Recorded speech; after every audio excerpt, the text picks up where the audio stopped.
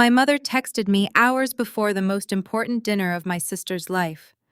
Do not come to your sister's engagement dinner. Julian's parents needed the extra seats for their country club friends, and the head count is final. I stood in my penthouse holding a $2,000 custom gift and read the words twice. I did not cry. I poured myself a drink.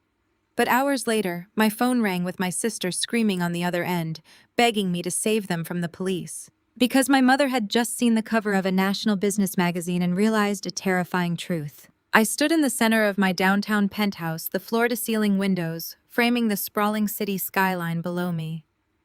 The evening lights were just beginning to flicker on, painting the urban landscape in shades of gold and twilight blue.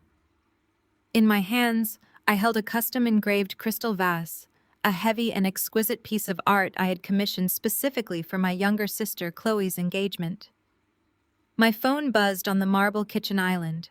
I walked over and picked it up, expecting a message from my mother about parking arrangements, or a last-minute reminder about the strict dress code she wanted everyone to follow. Instead, the text message staring back at me shattered the last remaining illusion of family loyalty I had been clinging to. Julian's parents needed extra seats for their country club friends. You wouldn't fit the aesthetic of their photos anyway. Head count is final. Do not come. I read the words once. Then I read them a second time, letting the syllables sink into my brain. The familiar sting of rejection flared in my chest, a phantom pain I had carried for decades like a chronic illness. But this time, no tears came. My eyes remained completely dry. I did not type out a desperate plea asking why I was being excluded from my own sister's engagement dinner. I did not ask why I was good enough to finance their luxurious lifestyles, but not good enough to sit at their perfectly curated table. I did not ask why my presence was considered an aesthetic liability. Instead, I set the heavy crystal vase down on the marble counter with a soft thud. I walked over to my home bar, reached for a bottle of aged bourbon, poured myself a generous glass, and let a cold, lethal smile stretch across my face. My name is Zora. I am 35 years old. If you have ever been the family ATM, who is expected to finance the party, but use the back door, hit subscribe, and let me know where you are watching from in the comments below. Let me tell you about the night I let my family financially hang themselves. I took a slow sip of the bourbon, letting the rich burn ground me in the present moment, and unlocked my phone again. I swiped past my mother's cruel text message and opened my photo gallery, scrolling back through years of family pictures. Growing up in Atlanta, the dynamic in our household was established early and enforced with absolute ruthlessness by my mother, Valerie. The photos told the story perfectly, without needing a single word of explanation. There was Chloe, light-skinned, with loose curls and a manufactured fragility that my mother worshipped. And there was me, brown-skinned, with a crown of thick, natural hair, always positioned slightly to the side, looking more like a hired bodyguard than a sister. In the African American community, colorism is a ghost that haunts many living rooms, turning family members against each other based on proximity to Eurocentric standards of beauty. But in our house, it was a loud and permanent resident. My mother treated Chloe like a rare porcelain doll that needed constant shielding from the harsh realities of the world. I, on the other hand, was designated as the strong, dark-skinned workhorse. I was the one expected to endure, to provide, to sacrifice, and to never show a single ounce of weakness. I stared at a photo from my high school graduation. I was 18, smiling brightly in my cap and gown, holding a diploma that represented countless sleepless nights.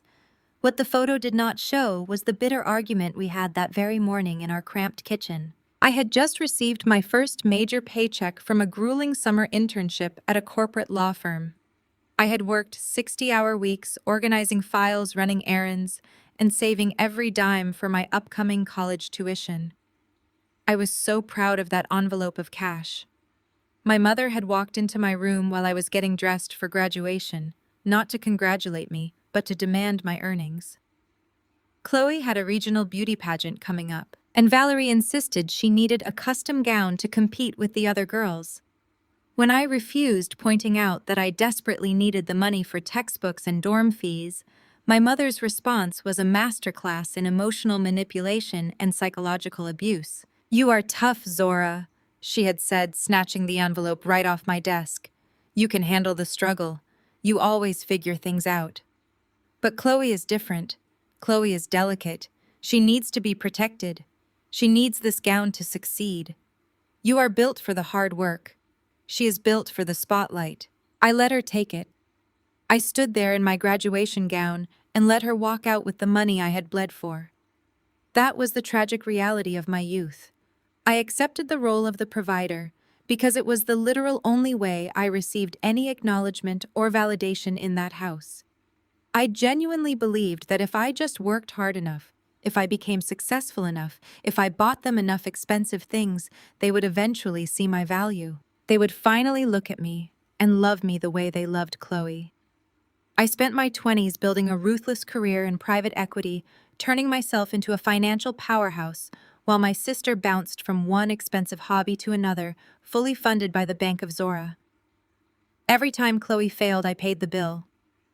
Every time Valerie wanted to impress her church friends, I bought the designer bags. I was the invisible engine powering their glamorous facade. The real breaking point, the moment the final thread of my familial loyalty snapped beyond repair, happened exactly 3 months ago.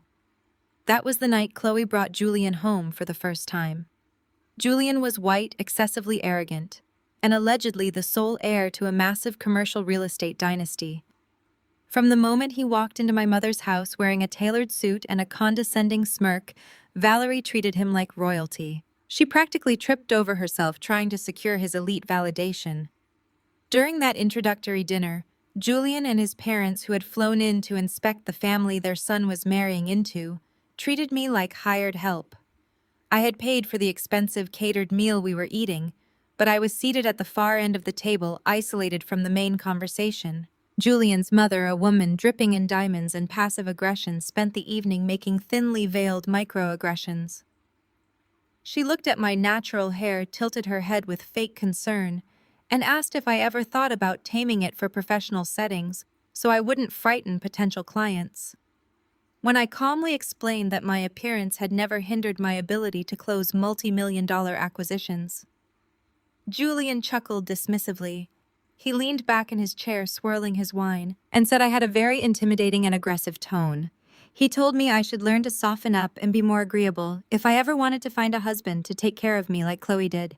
I waited for my mother or my sister to defend me. I waited for them to tell this arrogant man that I was the reason they lived in the house we were dining in. Instead, Valerie laughed nervously and enthusiastically agreed with him. She actually apologized for my demeanor, telling Julian's parents that I was just the workhorse of the family, lacking Chloe's natural grace and elegance. Chloe just sat there beaming, clutching Julian's hand like she had won the social lottery, completely ignoring the blatant disrespect directed at her own sister. They looked at me with such immense pity. They truly thought I was a sad, lonely, socially inept spinster who was just bitter and jealous of Chloe's proximity to old money. But as I sat in my penthouse tonight, swirling the bourbon in my glass and looking out over the city I had conquered, the true irony of the situation made me laugh out loud. What Julian, his elitist parents, and my incredibly foolish mother and sister did not know was the harsh reality of that old money. My boutique private equity firm had spent the last 8 months quietly investigating Julian's family empire. Their entire commercial real estate portfolio was a massive house of cards, drowning in hidden debt, mismanaged funds, and facing imminent foreclosure from multiple lenders. And just last week, after months of ruthless negotiation, my firm had bought out all their leveraged debt for pennies on the dollar. Julian was not a billionaire heir. He was functionally bankrupt, living entirely on a line of credit that was about to run dry. And the ultimate punchline to this entire sickening joke, the ultra-exclusive, impossible-to-book restaurant where they were currently holding this engagement dinner, the luxurious establishment Valerie had bragged about securing for months to impress Julian's family. That was a premier property I had acquired 2 years ago. I literally owned the building, the menu, the staff, and the very chairs they were currently sitting on. They were dining in my house, eating my food, and excluding me from the table. I took another sip of my bourbon, feeling the absolute power of the secret I held. I didn't need to cry over being uninvited. I just needed to watch the show. The sharp chime of my phone cut through the quiet of my penthouse. I glanced down at the illuminated screen resting on the marble kitchen island. It was a push notification from American Express. A pending charge of $5,000 had just been pre-authorized on my Centurion card. The merchant name listed was The Sovereign, my restaurant, the exact location where my mother and sister were currently dining with Julian's family. A second notification immediately followed, itemizing the pre-authorization as welcome champagne and raw bar selections. I let out a dry, humorless laugh that echoed in the empty kitchen. My mother was truly a masterpiece of audacity. She had the nerve to banish me from the family table because my dark skin and natural hair did not match the aesthetic of her future in-laws, yet she felt perfectly entitled to use my limitless credit line to impress those very same people.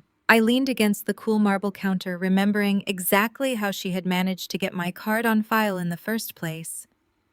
It had happened just 7 days ago. I recalled the exact pitch of my mother's voice, the manufactured desperation in her tone, when she called me late on a Tuesday evening. "Zora, you have to understand the pressure Chloe is under." Valerie had practically sobbed through the speaker, her voice trembling with practiced anxiety. "Julian's parents are blue bloods. They have generational wealth. They are scrutinizing us. They expect a certain standard, a level of sophistication that Chloe cannot afford on her own. If we book a mediocre restaurant, they will think she is marrying up for the money. They will treat her like a charity case. We need to host this dinner at the Sovereign." I had listened to her frantic breathing, the heavy guilt trip she was laying squarely on my shoulders. At that time, I did not know Julian's family was drowning in toxic debt.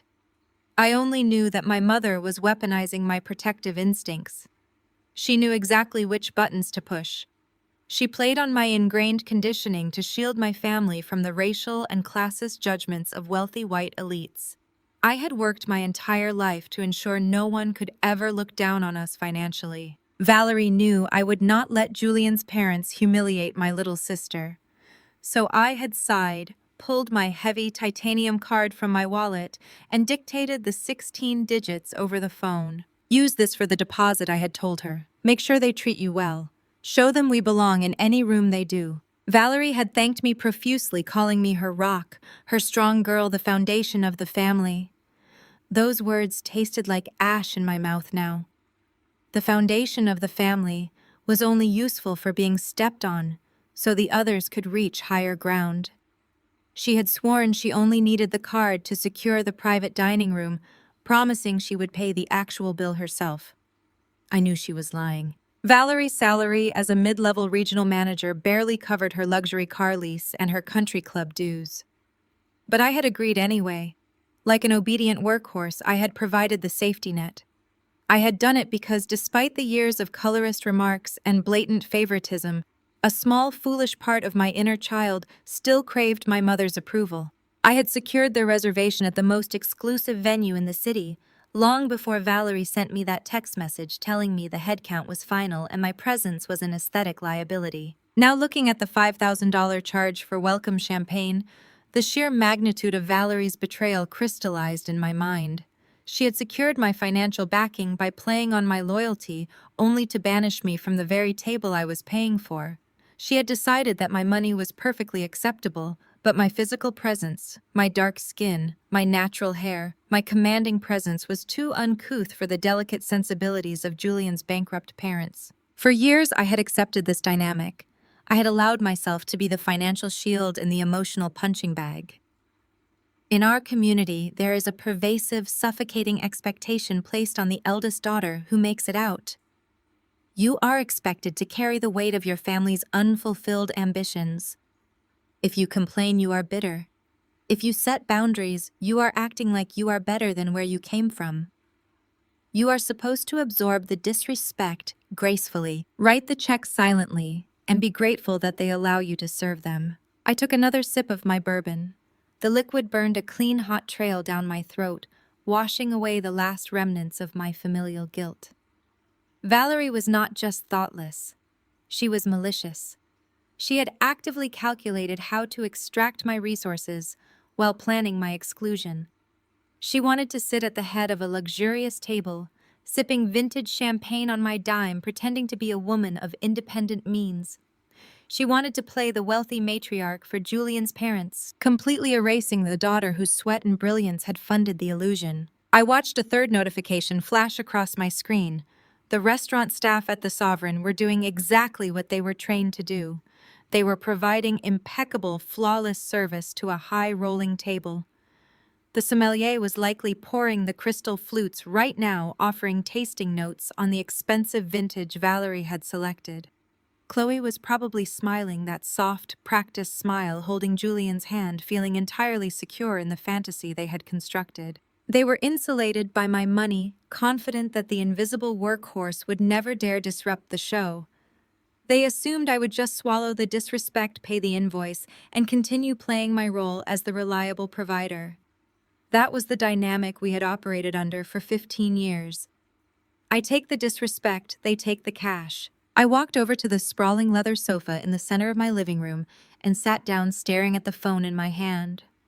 I did not freeze the credit card. Doing so immediately would have simply caused an awkward moment before the appetizers were even served. Valerie would have just stepped away from the table, called me in a panic, demanded I fix the bank error, and cried about the embarrassment until I yielded. That was not enough. A mere inconvenience would not break the toxic cycle. I needed a total structural collapse of their delusions. I needed them to gorge themselves on their arrogance until they were bloated with it. I wanted them to order the caviar, the truffles, the imported Wagyu beef. I wanted Julian's parents to eat like kings, believing they were dining with their financial equals. I wanted the bill to climb so high, so impossibly out of reach, that when the floor finally dropped out from beneath them, the impact would be shattering. I set my bourbon down on the glass coffee table and unlocked my phone again, swiping away the American Express notification. Instead of looking at my banking app, I opened my visual voicemail. There was a specific folder I kept for my family, a digital archive of their entitlement. I needed to hear it one more time. I needed to listen to the exact sequence of disrespect that had led us to this night, just to ensure that the lingering shred of daughterly guilt was entirely extinguished. I scrolled past a dozen demanding messages and tapped on a voicemail Chloe had left me exactly 4 days ago. I turned the volume up, letting my younger sister's high-pitched, practiced voice fill the quiet expanse of my living room. Hey Zora, so I am just calling to finalize the details for Saturday night. Julian and I are so excited. I wanted to ask a tiny favor regarding your outfit. I know you usually wear your hair in its natural state in those big curls, or the braids you like, but Julian's grandmother is flying in from Connecticut. She is very traditional, and they come from a very different world than we do. We just want everything to be seamless. Your natural hair is just a bit too political for a formal country club crowd. It might make them uncomfortable, and we do not want any distractions. I went ahead and booked you an appointment for a silk press at my salon on Friday. Just put it on your card. Wear something muted, please. Love you. I let the recording play out to the automated voice announcing the end of the message. I reached up and touched my own hair. A thick, meticulously maintained crown of natural coils that I wore with absolute pride. I had sat in boardrooms in Manhattan, London, and Dubai. I had negotiated 10-figure acquisitions sitting across from the most powerful corporate titans on the globe. Not once had my natural hair prevented me from commanding a room, closing a deal, or asserting my dominance in the private equity sector. My hair was not a political statement. It was simply the way it grew out of my scalp. But to Chloe, and by extension, my mother, my very existence in my natural state was a liability. It was an embarrassment that needed to be ironed out, suppressed and hidden away, so that Julian's supposedly elite white family would not feel confronted by my unapologetic blackness. They wanted the benefits of my black excellence, the limitless credit cards, the VIP access, the financial security, but they demanded I erase my black identity to make their racist guests comfortable. I tapped on another voicemail, this one from my mother, left just 48 hours ago. Zora, Chloe told me you canceled the salon appointment. I am not going to argue with you about this. If you insist on wearing your hair like that, fine. But please remember to keep your voice down at the table. Do not talk about your business acquisitions or your company. Julian is very sensitive about his career transition right now, and you know how intimidating you can be. Just smile, be agreeable, and let Julian lead the conversation. We need them to see that we are a respectable, refined family. Do not ruin this for your sister with your aggressive attitude. I deleted the message. I deleted Chloe's message. I deleted the entire folder. I leaned my head back against the leather sofa and closed my eyes, letting the absolute absurdity of their demands wash over me. I was paying for the dinner. I had bought the dress Chloe was wearing tonight. I paid the lease on the luxury SUV my mother used to drive to the restaurant. Yet I was the one who needed to shrink. I was the one who needed to flatten my hair, lower my voice, and hide my accomplishments so that a broke, unemployed man-child would not feel emasculated in my presence. For my entire adult life, I had allowed them to treat me like a high-yield savings account devoid of human emotions.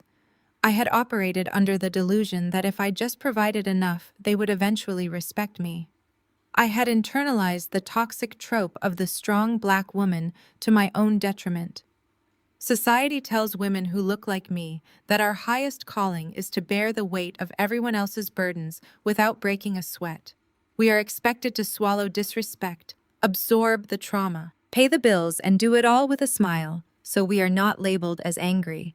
We are taught to shrink our brilliance so the people around us do not feel small. I opened my eyes and looked at my reflection in the dark glass of the floor-to-ceiling window. I was not angry anymore. The simmering frustration that had clouded my judgment for years had completely evaporated. In its place was a clinical, icy clarity. I am a chief executive officer.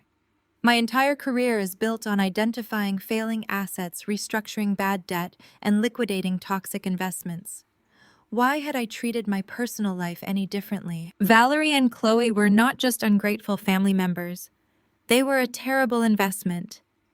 They were a bottomless liability draining my resources while actively depreciating my self-worth.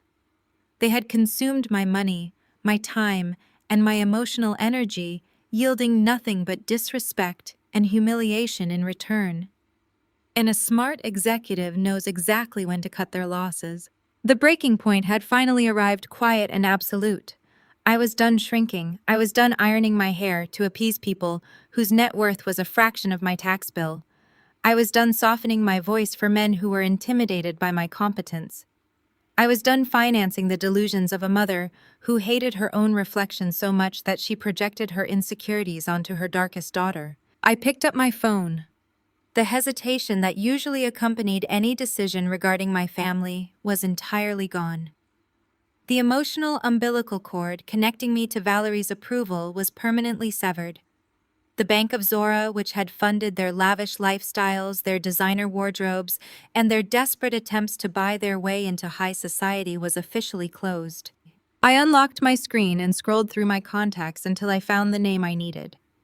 It was time to stop being the victim of their narrative and start dictating the terms of the transaction. I pressed the call button, listening to the dial tone ring in my ear, preparing to orchestrate the most expensive lesson my family would ever learn. The phone rang only twice before my general manager picked up the private line. Jamal had been with me since I acquired the Sovereign 2 years ago. He was impeccably professional, fiercely loyal, and knew exactly how to handle the elite clientele that frequented our establishment. He also knew my family. He had witnessed my mother's condescending behavior firsthand on the rare occasions I allowed her to dine there. "Good evening, Zora," Jamal answered, his voice smooth and steady over the line. "Jamal," I said, keeping my tone perfectly measured. "My mother's party will be arriving shortly for the engagement dinner. They are booked in the Monarch Room. Yes, the reservation is confirmed. We have the space prepped and the staff on standby. Mrs. Valerie called 3 times today to demand we polish the crystal twice." He paused, a hint of professional hesitation in his voice. "She also reminded the hostess that the bill is to be charged to your black Amex on file." I walked over to the floor-to-ceiling windows of my penthouse, looking out at the city lights. That brings me to the reason for my call. I am making an executive change to the billing protocol for tonight. Of course.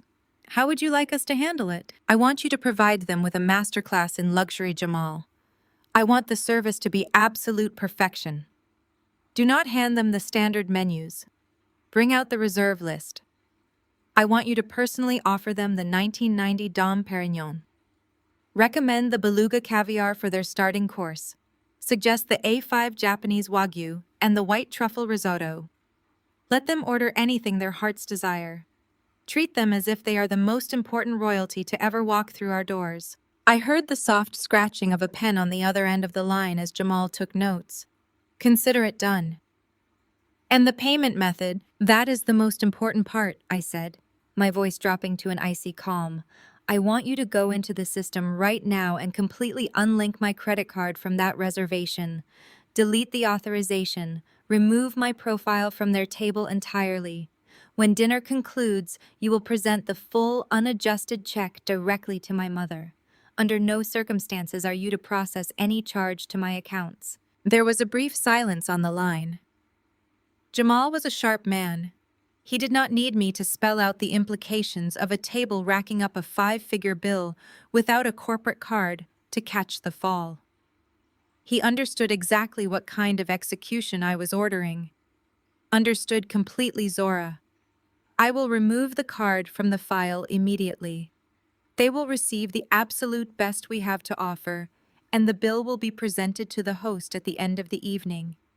Thank you, Jamal. Enjoy the show. I ended the call and tossed my phone onto the sofa. The trap was officially set armed and waiting for them to step blindly into the jaws. I walked over to my media console and picked up my tablet. As the owner of the Sovereign, I had access to the secure high-definition surveillance system that monitored the restaurant. I tapped the application icon, entered my encrypted passcode, and brought up the live feed for the Monarch Room. The private dining space was breathtaking on the screen. Dim amber lighting reflected off the mirrored walls and the heavy mahogany table. Crystal glasses gleamed under the custom chandelier. It was an environment designed to make powerful people feel untouchable. Less than 10 minutes later, the heavy oak doors of the Monarch Room swung open on my screen. The hostess, a polite young woman named Maya, led the party inside. I watched closely as my mother entered first. Valerie strode into the room with her chin angled high, her posture radiating an unearned manufactured arrogance.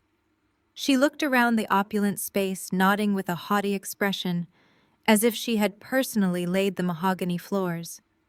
She carried herself like the wealthy matriarch she desperately pretended to be, completely insulated by the belief that my money was guarding her from reality. Chloe walked in behind her. My sister was wearing the designer silk gown I had purchased for her just 3 weeks ago. Her hair was ironed, bone straight, falling flat against her shoulders, entirely devoid of the natural texture she usually wore. She had actually listened to Julian's mother. She had erased her cultural identity to make herself palpable to a family that was currently bankrupt. Chloe clung to Julian's arm, looking nervously around the room, desperate to ensure the aesthetics met her future-in-law's standards. Julian swaggered in next, exuding that specific brand of mediocre confidence reserved for men who have never had to work for their position in life. He wore a tailored suit and a smug smile. Behind him walked his parents. His father, a man whose real estate empire I now legally owned, looked around the private room with a critical, evaluating eye. I watched him run a finger along the edge of the mahogany table, looking for dust, searching for a reason to find the establishment lacking. His mother trailed behind, clutching a designer handbag that was likely seasons old. She looked at the hostess with blatant disdain, her face pinched in an expression of perpetual superiority. The mistreatment of my staff began almost immediately. The camera feed captured the hostess attempting to pull out a chair for Julian's mother. Valerie aggressively waved the young woman away, snapping her fingers and pointing to a different seat, issuing rapid dismissive orders. Maya maintained a perfect professional smile, accommodating my mother's rude demands without a hint of frustration. A moment later, a busboy arrived to pour the artisan water. Julian did not even look at the young man. He simply snapped his fingers, pointed at the glasses, and made a shooing motion with his hand when the pouring was done. His father chuckled at the gesture, leaning back in his chair like a king surveying his subjects. Sitting in my quiet, luxurious penthouse, I watched the profound disrespect unfold in high definition. They were sitting in my building, surrounded by my assets, abusing the staff on my payroll, all while assuming my credit line would finance their arrogance. The sheer audacity was staggering, but it only fortified the ice in my veins. I watched Jamal enter the frame. My general manager was a master of his craft.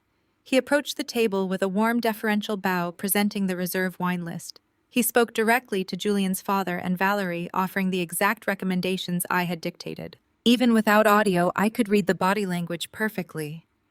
Julian's father puffed out his chest, nodding aggressively, as Jamal suggested the 1990 Dom Perignon. Valerie beamed, clapping her hands together, eager to show off her supposed purchasing power. Chloe looked at Julian with pure adoration, convinced she was marrying into the pinnacle of high society. Jamal signaled a sommelier who quickly brought out 2 chilled bottles of the vintage champagne. I watched the golden liquid pour into the crystal flutes. $5,000 just hit the tab. Next came the culinary parade. Waiters brought out the towering silver platters of beluga caviar. $10,000. Then the reserve Wagyu beef truffle shaved tableside by the executive chef. The meter was running faster with every passing minute. They were gorging themselves. They laughed, they toasted, they took dozens of photos for social media to document their elite status. Julian's parents relaxed into their seats, clearly satisfied that Chloe's family possessed the financial weight to match their own fabricated wealth. Valerie was the center of attention, holding her champagne flute, likely telling fabricated stories about her successful investments and her refined tastes. The tension in my penthouse began to mount, but it was not the tension of anxiety. It was the electric, intoxicating thrill of an apex predator watching the prey walk willingly into a sealed cage. Every bite they took, every glass they drained, every rude gesture they directed at my staff was compounding the severity of the trap. They thought they were invincible. They thought my money was an infinite resource designed exclusively for their consumption. They had no idea that the safety net had already been removed. They were in free fall, entirely oblivious to the ground rushing up to meet them. My phone vibrated against the marble countertop, a sharp buzz that pulled my attention away from the high-definition video feed on my tablet. It was a secure text message from Jamal. He was standing at a discreet distance from the Monarch room, acting as my eyes and ears while managing the floor. They just requested a 3rd bottle of the Dom Perignon, the message read. Julian's father also asked for a round of Louis XIII cognac for the table to accompany the main courses. Shall I proceed? I tapped my reply without a second of hesitation. Pour heavily. I turned my focus back to the camera feed. The visual of their gluttony was stunning to witness. The heavy silver platters that had held the beluga caviar were already empty, pushed aside to make room for the main event. My kitchen staff filed into the private room in perfect synchronization, presenting the A5 Wagyu beef and the white truffle risotto. The sheer volume of food they had ordered was obscene for a party of 5, but they were not eating to satisfy hunger. They were eating to consume status. Through the surveillance camera, I watched Valerie hold court. She was leaning across the mahogany table, gesturing grandly with her crystal flute. Even without audio, the performance was painfully transparent. She was overcompensating, projecting an image of boundless wealth and sophistication. She pointed to the imported marble accents on the walls and the custom chandelier above them, nodding, as if she frequently dined in such environments. I knew exactly what she was doing. She was trying to convince Julian's parents that Chloe came from a lineage of high society black elites, desperately trying to bridge the racial and class divide she felt so deeply insecure about. Another text from Jamal popped up on my screen. Your mother is currently explaining her investment portfolio. She just took credit for the commercial real estate acquisition downtown. A cold smirk touched my lips. She was referencing the exact multi-million-dollar deal my firm had closed last quarter. A deal she had explicitly told me was too masculine and aggressive for a woman to be handling. Now sitting across from her, broke aristocratic future-in-laws, she was wearing my professional triumphs like a borrowed designer coat. I swiped over to my secondary monitor, bringing up the live point of sale system for the Sovereign. I typed in the table number for the Monarch room. The running total glowed bright white against the dark screen. $15,420. And they had not even reached the dessert course. Julian's parents were playing their parts perfectly as well. Through the camera feed, I watched Julian's father slice into his Wagyu steak. He chewed slowly, nodding in approval, then leaned over to say something to his wife.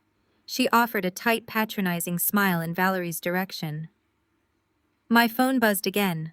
Jamal was providing a real-time transcription of the conversation. Julian's mother just made a comment, Jamal wrote. She said she was pleasantly surprised by the venue. Exact quote, I must admit, Valerie, we never thought Chloe's family could afford a place quite like this. It is surprisingly refined. I felt a surge of pure, unadulterated contempt, not just for the blatant racism wrapped in false politeness, but for my mother's reaction to it. On the video feed, Valerie did not flinch. She did not defend her dignity or call out the disrespect. Instead, she laughed a wide, accommodating, subservient laugh and raised her glass in agreement. She was so desperate for their white country club validation that she willingly swallowed their insults, washing them down with champagne paid for by her dark-skinned daughter. Chloe was no better.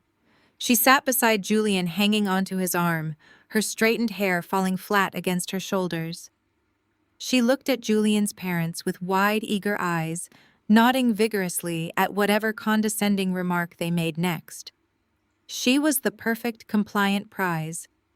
A beautiful, docile girl willing to erase her entire identity to fit seamlessly into their crumbling, bankrupt dynasty. Another message from Jamal arrived. The conversation has shifted to you. I sat up straighter, pouring another 2 fingers of bourbon into my glass. Tell me everything, I typed back. Julian's father asked why the older sister could not attend. Jamal reported, your mother told them you were overwhelmed with your bakery business and could not secure coverage. Julian's mother replied that it was a blessing in disguise. Exact quote. The aesthetic of this room is much more refined without distractions. It is better to keep this an intimate, sophisticated circle. Your mother and sister just agreed with her. A bakery business. My mother had reduced my billion-dollar private equity firm to a fictional bakery just to make me sound small, non-threatening, and domestic to these people. And they had all openly rejoiced in my absence, celebrating the fact that my blackness, my natural hair, and my commanding presence were not there to ruin their aesthetic photos. I took a slow sip of my drink, letting the warmth spread through my chest. They were insulting me, diminishing my achievements, and mocking my existence, while actively chewing the food I was providing. It was a spectacular display of parasitic behavior. Julian's family was feeding off my mother's desperation, and my mother was intending to feed off my bank account. They were 2 different breeds of leeches sitting at the same table, congratulating each other on their superiority. I turned my attention back to the point-of-sale monitor. The table had just requested the dessert menus, along with another round of Louis XIII cognac. I watched the numbers tick upward in real time. $18,000, $21,000. By the time the custom gold leaf desserts were rolled into the Monarch Room, the bill had officially crossed $25,000. I sat back in my leather sofa and watched them gorge themselves.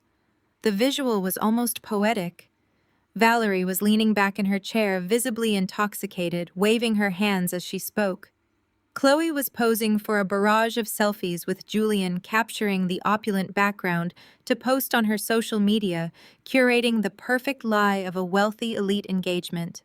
Julian's parents were indulging in the expensive cognac, looking entirely satisfied with their free ride. They were so incredibly oblivious. They had constructed this massive, glittering bubble of arrogance entirely dependent on a safety net that no longer existed. Valerie felt invincible because she believed she had my black Amex on file, ready to silently absorb the financial shock of her pride. Julian's parents felt superior because they believed they were evaluating a family desperate to buy their way into high society. And Julian felt like a king because he thought he was marrying into a family that would forever subsidize his lack of ambition. $28,900. The number glowed on my screen, a digital countdown to their absolute destruction. I did not feel a single trace of guilt. Any residual loyalty I might have harbored for the woman who gave birth to me had been completely eradicated by her willingness to throw me under the bus for a crumb of elite validation. Any protective instinct I had for my younger sister vanished the moment she agreed that my presence was a distraction to her aesthetic. They had demanded I shrink. They had demanded I hide. They had uninvited me from the table because I did not fit the aesthetic of the lie they were selling. I watched Jamal step into the frame on the security feed. He stood by the mahogany doors, his posture perfect, his hands clasped behind his back. He looked directly up at the camera lens hidden in the corner of the room. It was a subtle professional gesture, but I knew exactly what it meant. The final plates were being cleared. The coffees were being poured. The evening was drawing to a close. The banquet of fools was officially over. Now it was time to present the bill. The camera feed on my tablet showed the unmistakable signs of a dinner winding down. The heavy silver platters were pushed aside, scraped clean of the white truffle risotto and the imported Wagyu beef. The crystal flutes that had held thousands of dollars worth of vintage champagne were empty, catching the amber light of the custom chandelier overhead. Julian and his father were leaning back in their plush leather chairs, swirling the last drops of their Louis XIII cognac, looking completely satiated. Julian's mother was dabbing her lips with a linen napkin, her face fixed in a mask of pleasant satisfaction. They were entirely convinced that they had just dined on the dime of a family worthy of their supposed elite status. Sitting in the center of it all was my mother. Valerie was glowing with an artificial radiance. Her posture relaxed, her laughter carrying a loud, boastful edge. She had successfully played the role of the affluent matriarch. She had hosted an extravagant, flawless evening without lifting a finger, assuming my invisible labor would seamlessly cover the financial footprint of her arrogance. Beside her, Chloe looked like a girl who had just secured her place in high society, smiling adoringly at Julian, completely unaware that the ground beneath her chair was about to vanish. I watched Jamal step into the frame. He moved with the quiet, lethal precision of a seasoned operative. In his right hand, he carried a sleek black leather presenter. Inside that presenter rested a piece of paper carrying a total that rivaled the annual salary of a working-class household. $38,410. It was a staggering number accumulated entirely through their greed, their need to impress, and their absolute certainty that I would absorb the impact. Jamal approached the head of the table. He did not interrupt my mother, who was in the middle of telling a fabricated story about a recent vacation to the Amalfi Coast. He simply stood at a polite distance, waiting for a break in the conversation. When Valerie finally paused to take a sip of her sparkling water, Jamal stepped forward and placed the black leather folder gently on the mahogany table directly in front of her. The psychology of the bill presentation in high society is a delicate dance. When someone is truly wealthy, they do not flinch when the check arrives. They do not scrutinize the itemized charges. They handle it with a casual, dismissive grace. Valerie knew this performance perfectly. She wanted to prove to Julian's parents that $38,000 was pocket change to our family. On the video feed, I watched her execute the move. She did not even open the leather folder. She did not look down at the total. She simply kept her eyes fixed on Julian's mother, offered a warm, magnanimous smile, and waved her hand casually in Jamal's direction. "Thank you so much for a lovely evening," Valerie said, her voice loud enough for the entire table to hear clearly. "Just go ahead and put it on my daughter's card on file. Take a generous 20% for yourself." Julian's parents nodded approvingly at the gesture. Chloe beamed with pride. The illusion was at its absolute peak, shining brilliantly under the dining room lights. And then, Jamal delivered the strike. He did not reach for the leather folder. He did not bow his head. He stood perfectly straight, his expression maintaining a mask of polite, lethal professionalism. His voice, clear and unwavering, cut through the warm atmosphere of the room like a blade of ice. "I am terribly sorry, ma'am," Jamal said. "The account holder explicitly unlinked her card from this reservation an hour ago. All billing authorizations for this table have been revoked. We require an alternative form of payment." The silence that fell over the Monarch room was instantaneous and absolute. It was the kind of silence that sucks the oxygen straight out of the air. Through the high-definition feed, I watched the immediate visceral reaction around the mahogany table. Julian's mother froze her linen napkin, hovering inches from her face. Julian's father slowly lowered his cognac glass, a deep frown carving lines into his forehead. Julian blinked, looking back and forth between Jamal and my mother, his smug expression entirely wiped away. Valerie's face underwent a catastrophic transformation. The warm, flushed color of the alcohol and the arrogance vanished, replaced by a sickly ashen gray. Her jaw dropped slightly. For a few agonizing seconds, her brain simply could not process the words Jamal had spoken. The reality of the situation was too entirely devastating to comprehend. "There must be a mistake," Valerie finally stammered, her voice losing all of its previous refinement. Her tone was suddenly tight, pitching upward in panic. "It is a black Amex. It does not decline. Just run it again." Jamal did not move. He did not offer a sympathetic smile. He was an extension of my authority in that room, and he executed his orders flawlessly. "There is no card to run, ma'am," Jamal stated, his voice ringing with absolute clarity. "The card has been completely removed from our system by the primary account holder. The total for this evening is $38,410. How would you like to settle the balance?" The number echoed in the dead silence of the room. I saw Julian's father physically jolt at the amount. He had happily consumed thousands of dollars worth of caviar and champagne when he thought it was free, but hearing the actual cost of his gluttony brought a sharp, terrified light to his eyes. Julian's mother pressed her lips into a thin, tight line, the mask of polite society slipping to reveal profound judgment and suspicion. The narrative of Chloe's wealthy, elite family was rapidly dissolving right in front of them. Valerie's hands began to shake.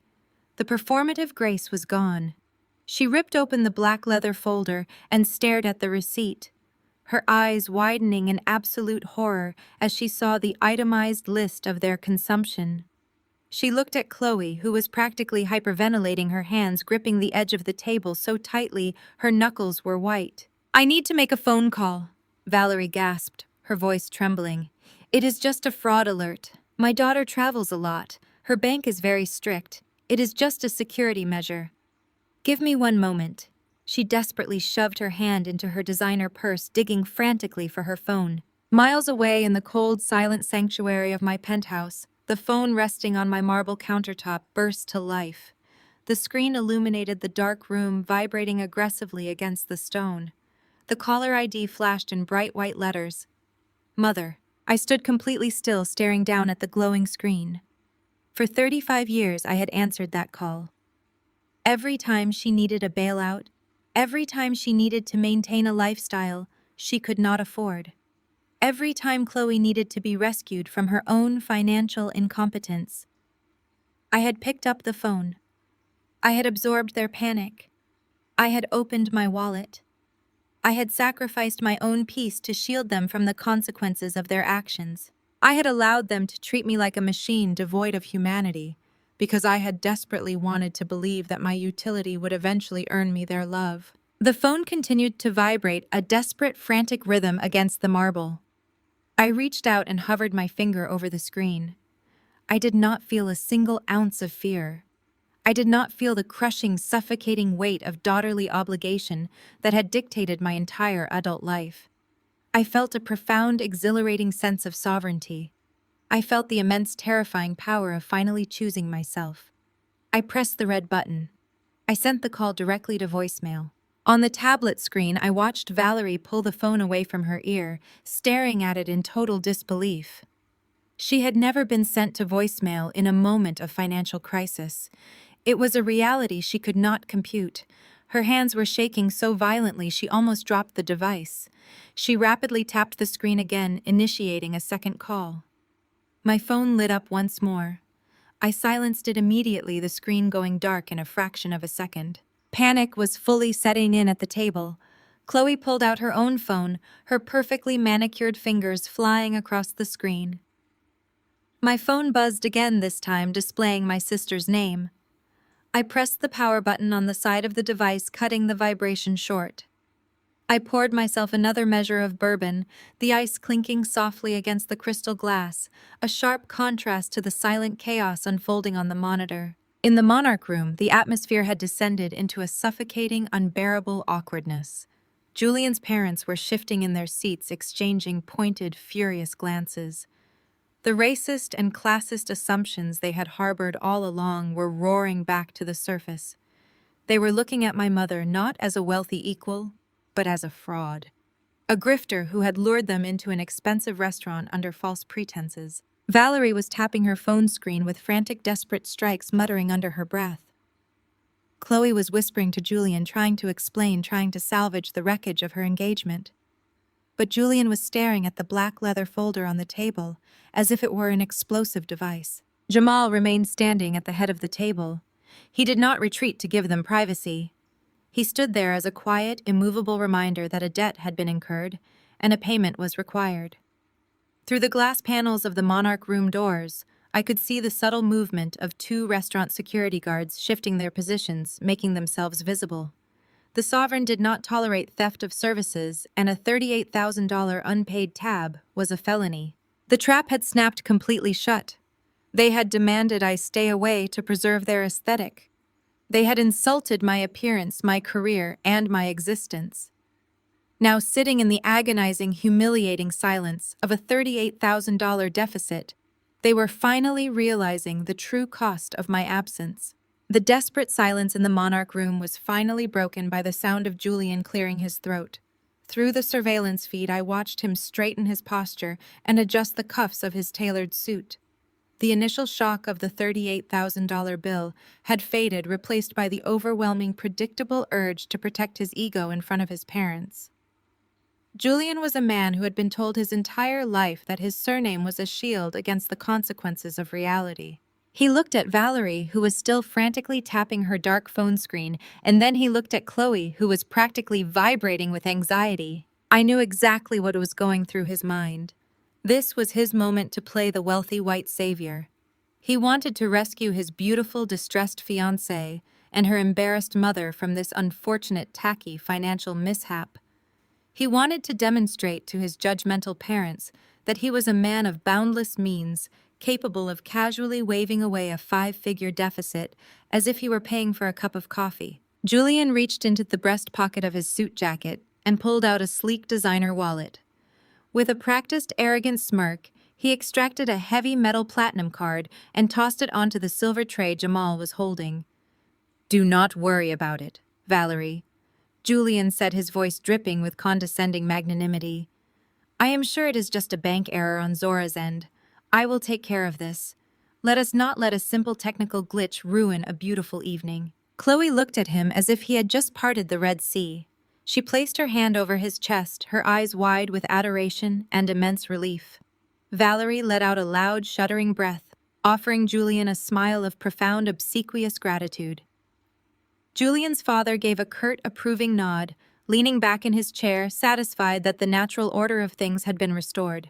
I sat in my penthouse, swirling the amber liquid in my glass, a genuine smile finally breaking across my face. It was almost too perfect. Julian was stepping right into the center of the crosshairs, entirely blind to the fact that his financial armor was made of wet paper. Jamal picked up the platinum card with a slight, respectful bow. "Certainly, sir. I will process this right away." I shifted my eyes from the video feed to the point-of-sale monitor on my secondary screen. I watched the blinking cursor as Jamal swiped the heavy metal card at the terminal located just outside the private room. The system communicated with the issuing bank. The processing wheel spun for 3 seconds. Then a bright red banner flashed across my screen. "Declined. Hold card. Insufficient funds." I let out a soft, dark laugh. Julian's personal platinum card was maxed out to the absolute limit. My firm's forensic accountants had thoroughly audited his personal finances during our due diligence phase for the corporate acquisition. I knew precisely how broke he was. Julian lived exclusively on a mountain of revolving credit funding, his luxury cars, his tailored suits, and his extensive club memberships entirely on borrowed money. The bank was finally calling in his debts, and they were starting tonight. On the video feed, Jamal returned to the table. The deferential warmth was completely gone from his demeanor. He placed the heavy metal card back on the silver tray and set it in front of Julian. "I apologize, sir. Jamal said, his voice projecting clearly across the mahogany table. The issuing bank has declined the transaction. They have also requested that we retain the card, though I will return it to you to handle with your financial institution directly. Do you have an alternative method of payment? The color instantly vanished from Julian's face. The smug savior complex smirk evaporated, replaced by a look of sheer, unadulterated panic. He stared at the platinum card sitting on the tray as if it had just caught fire. Declined, Julian sputtered, his voice cracking slightly. That is impossible. There are no limits on that account. Run it again. Your machine must be broken. Must be. Our machines are functioning perfectly, Sir Jamal replied with frigid politeness. The decline code was specific to the account status. We require an alternative payment for the $38,410. Julian's father sat forward abruptly, the leather of his chair squeaking loudly. His face, previously relaxed with aristocratic arrogance, was suddenly flushed with dark red anger. What do you mean it declined, Julian? He demanded, his voice thick with embarrassment. It is just a fraud alert, Julian stammered, pulling out his wallet again with shaking hands. The fraud department must have flagged the large amount. I travel constantly. It happens all the time. Here. Julian pulled out a sleek, matte black corporate card. It bore the logo of his family's commercial real estate empire. He thrust it toward Jamal with aggressive, trembling fingers. Use the corporate account. Just run it. Jamal took the card and turned back toward the terminal. I leaned forward on my sofa, my eyes locked on the point of sale monitor. This was the moment I had been waiting for all evening. Julian was handing over the primary operating card for a real estate empire that no longer belonged to his family. At exactly 8 o'clock this morning, my private equity firm had finalized the hostile takeover of their leveraged assets. The moment the ink was dry on the acquisition documents, my chief financial officer had executed a total freeze on all of their subsidiary corporate accounts.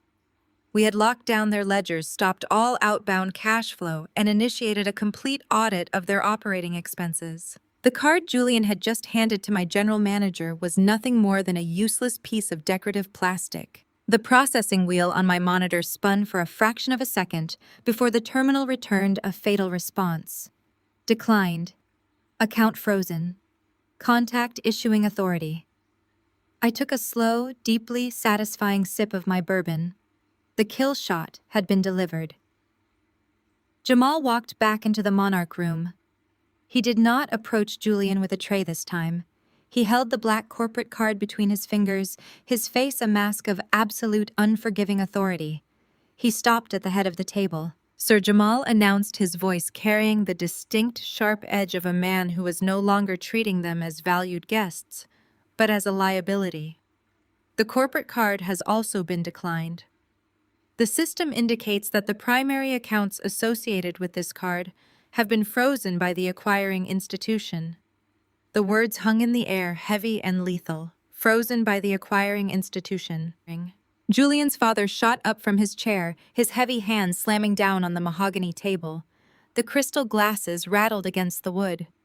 What did you just say? The older man roared, the veins in his neck bulging against his expensive silk collar. What do you mean the accounts are frozen? Who froze my accounts? Jamal did not flinch. I am only relaying the message from the merchant terminal, sir. The corporate accounts are locked. As it stands, we have 2 declined cards and an unpaid balance of $38,410. The facade of Julian's old money wealth did not just crack. It violently shattered into a million irreparable pieces. Julian sat frozen in his chair, his mouth opening and closing, as he stared at his father's sudden, terrifying rage. The illusion of their aristocratic superiority was entirely dead. Julian's father was not looking at Valerie with condescension anymore. He was staring down the barrel of his own financial ruin, realizing in real time that his empire had been seized right out from under him. Julian's mother clutched her pearls, her face pale and horrified. She looked at her husband, then at Julian, then at Valerie, her eyes darting around the room as if searching for an emergency exit. The sophisticated elitist woman who had mocked my natural hair was now sitting at a table with a frozen bank account, entirely unable to pay for the caviar she had just consumed. Chloe began to hyperventilate. The rapid, shallow breaths echoed through the camera feed. Her dream of marrying into a dynasty of effortless wealth was disintegrating before her eyes. The man she thought was a billionaire savior was currently sweating through his tailored suit, holding 2 declined credit cards, staring at a bill he could not possibly pay. Valerie sat completely paralyzed. She was trapped in the crossfire of 2 collapsing frauds. Her own lie had failed when my card was unlinked, and now her future son-in-law's wealth was being exposed as a total sham. The elite society she had so desperately tried to buy her way into was nothing but a room full of broke, panicking individuals staring at an insurmountable debt. Jamal took a step back, signaling with a sharp, subtle nod of his head. The heavy mahogany doors of the Monarch Room pushed open wider. 2 large men in immaculate black suits stepped fully into the private dining space. They were my restaurant security detail, former private military contractors who did not tolerate nonsense from anyone regardless of their zip code or their skin color. They stood flanking the exit, crossing their arms, their presence physically sealing the room. "I must inform you," Jamal said, his voice stripped of all hospitality, replacing it with the cold reality of the law. "This establishment does not extend credit. The balance of $38,410 must be settled immediately. If you are unable to provide a valid form of payment within the next 10 minutes, I am legally obligated to contact the authorities and file a formal police report for felony theft of services." Through the open doors of the private room, the commotion had finally attracted the attention of the main dining floor. The Sovereign was filled with actual wealth. City politicians, tech moguls, and genuine socialites were turning in their seats, peering into the Monarch Room. They watched as Julian's father yelled into his phone, demanding his wealth manager answer the call. They watched Valerie bury her face in her hands, weeping in profound, inescapable humiliation. They watched Chloe clutching her chest, gasping for air, as her perfect aesthetic dissolved into a criminal incident. The social execution was absolute. They were completely exposed. And the true reckoning had not even begun. I watched the glorious meltdown on my tablet for exactly 3 more minutes. The sheer panic vibrating through the Monarch Room was a masterpiece of my own making. Julian's father was practically hyperventilating against the mahogany table, while Valerie wept into her hands, completely shattered by the reality of her exposed fraud. But the evening was far from over. I glanced at the digital clock glowing on my kitchen wall. 8:59. 60 seconds remained before the final devastating act of this play commenced. The digital clock shifted to 9. The embargo lifted. The absolute silence of my penthouse was instantly shattered. My personal phone, my secondary encrypted business line, and the smartwatch on my wrist all erupted simultaneously. It was a rapid, unrelenting cacophony of chimes, buzzes, and ringing that signified a tectonic shift in the financial world. The digital edition of Vanguard Business had officially dropped. I picked up my phone and watched the lock screen drown in a flood of incoming notifications. These were not desperate, demanding messages from toxic relatives expecting a bailout. These were texts from the absolute titans of Wall Street. A managing director at Goldman Sachs sent a champagne bottle emoji with the single word, "ruthless." The head of a competing private equity firm in London texted to call my move a masterclass in quiet execution. My chief financial officer sent a simple, satisfying message confirming that the market was reacting. Sterling stock was plummeting, and we held all the cards. I walked over to my desk, tapping the trackpad to wake up my massive, ultra-wide monitor. I opened my browser and navigated directly to the Vanguard Business homepage. There it was.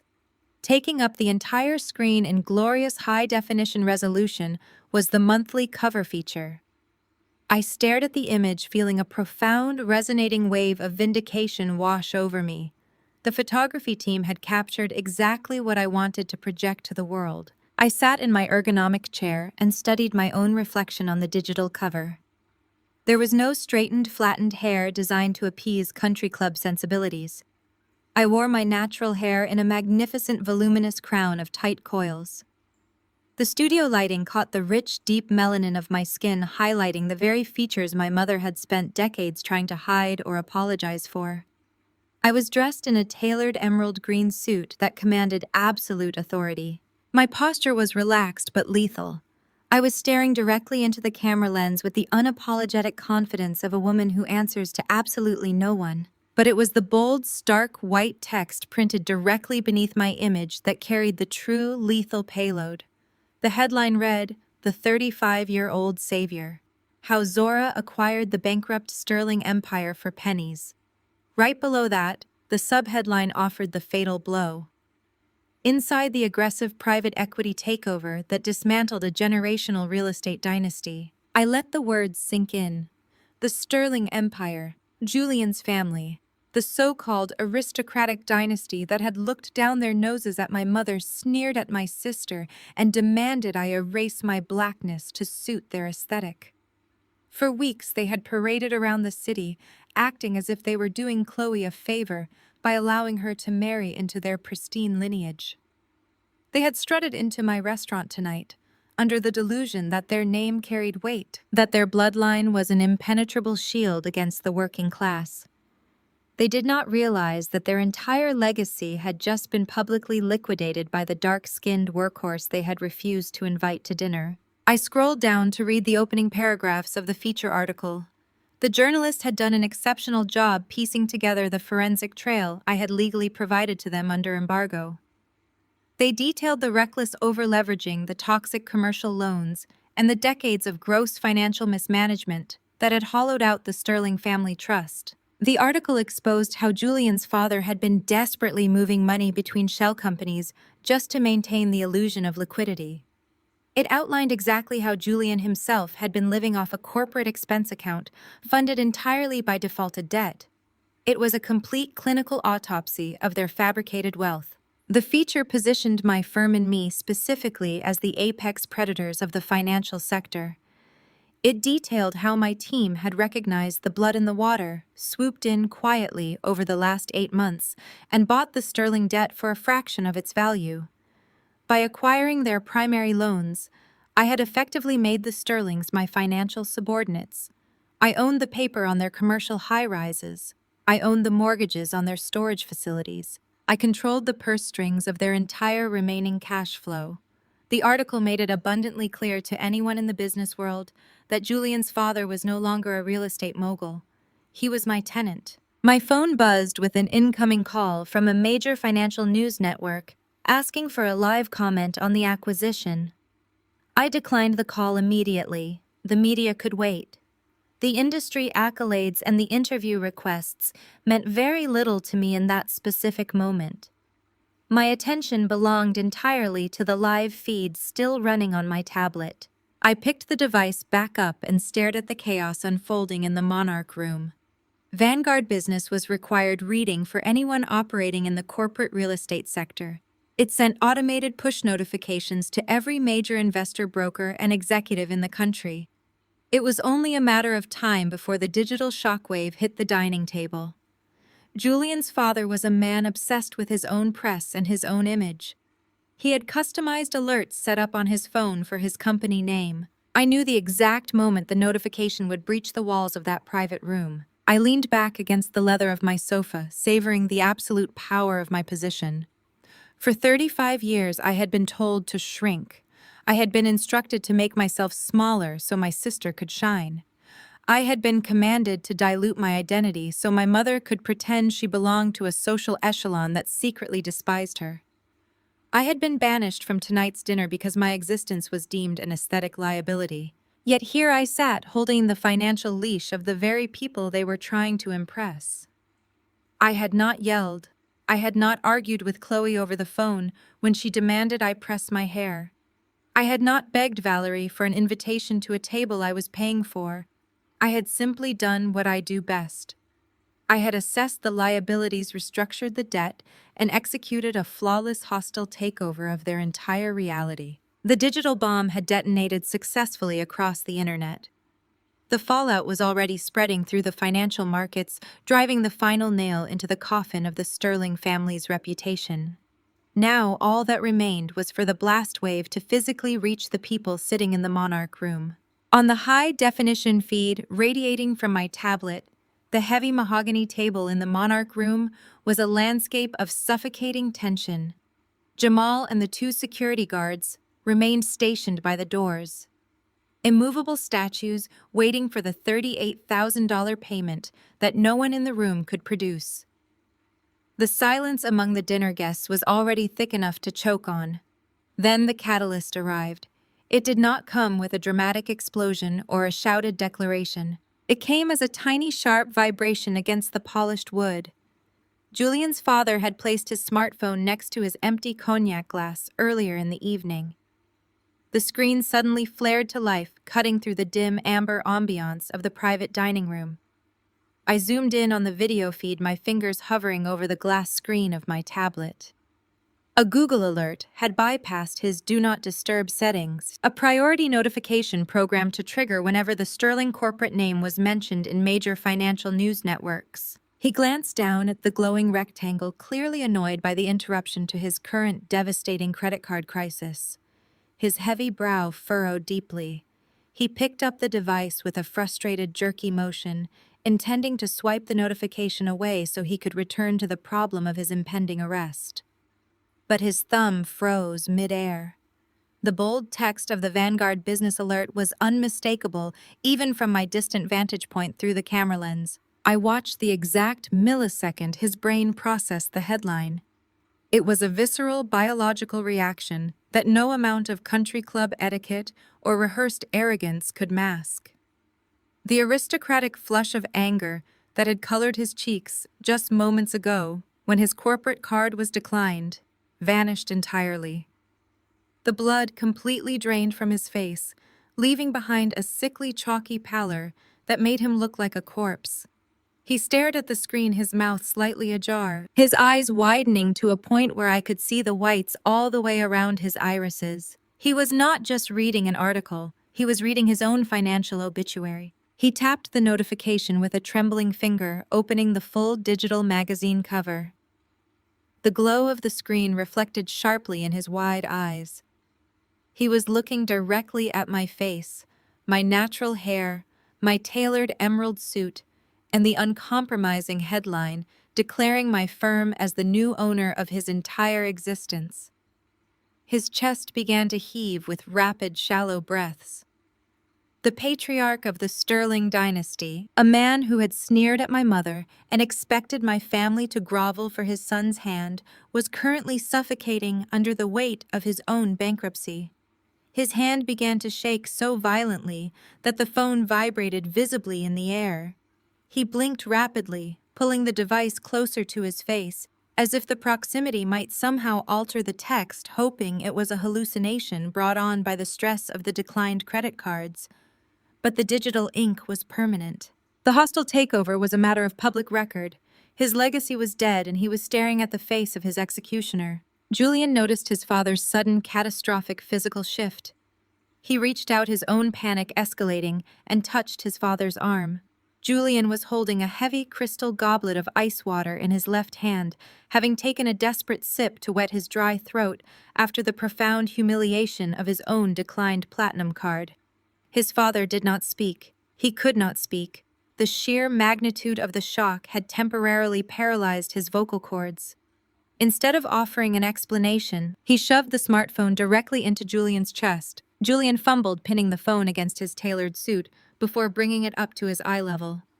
I watched Julian's eyes track across the glowing screen, reading the bold letters that spelled out the absolute liquidation of his trust fund, his lifestyle, and his entire future. The realization hit him with the force of a freight train. His fingers went entirely slack. The crystal goblet slipped from his grip. It hit the edge of the mahogany table, bounced, and shattered violently against the marble floor. Ice and water exploded outward, splashing against the hem of Chloe's expensive silk dress and soaking the cuffs of Julian's trousers. The sharp crash of breaking glass echoed through the room, making everyone jump, but Julian did not even flinch. He stood frozen, staring at my image on the screen, a man entirely destroyed by a woman he had called intimidating and aggressive just 3 months prior. Julian's mother let out a sharp, terrified gasp, gripping the arms of her chair, looking frantically between the shattered glass on the floor and the catatonic state of her husband and son. Valerie could no longer endure the suspense. The performance she had meticulously orchestrated was falling apart in ways she could not comprehend, and the terrifying silence of the Sterling men was driving her to the brink of insanity. She needed to reassert control. She needed to know what disaster had just captured their attention, desperately hoping it might somehow distract from the $38,000 bill currently hanging over her head like a guillotine. She leaned across the table, her face twisted in a mask of aggressive, frantic desperation. When Julian did not respond to her rapid-fire questions, she reached out and snatched the phone right out of his trembling hands. This was the moment. This was the exact crescendo I had orchestrated from the safety of my penthouse. I leaned closer to my tablet, refusing to miss a single micro-expression on my mother's face. Valerie pulled the screen toward her. I watched her eyes dart across the bright display. First, she registered the image. The photo of the dark-skinned daughter she had always treated as a burden. The daughter she had commanded to flatten her hair and lower her voice. The daughter she had deemed too socially unfit, too aesthetically lacking to sit at this very table. She saw me looking back at her, crowned in my natural glory, radiating an absolute terrifying power. Then her eyes moved to the headline. Her lips moved silently as she read the words. The 35-year-old savior. How Zora acquired the bankrupt Sterling Empire for pennies. The psychological impact of that sentence hitting Valerie's brain was a spectacle of sheer devastation. The camera captured the total collapse of her entire worldview. For her whole life, Valerie had worshipped at the altar of white elite validation. She had viewed Julian and his family as the ultimate prize, the golden ticket to a social stratosphere she desperately coveted. She had sacrificed my dignity, my money, and my inclusion to appease them. She had truly believed she was discarding a peasant to impress a king. Now, staring at the screen of a man whose credit card had just declined for a dinner I was supposed to finance, she realized the horrifying, inescapable truth. There was no king, there was no dynasty, there was no elite wealth waiting to elevate her golden child. Julian and his parents were nothing but a mirage of debt and entitlement.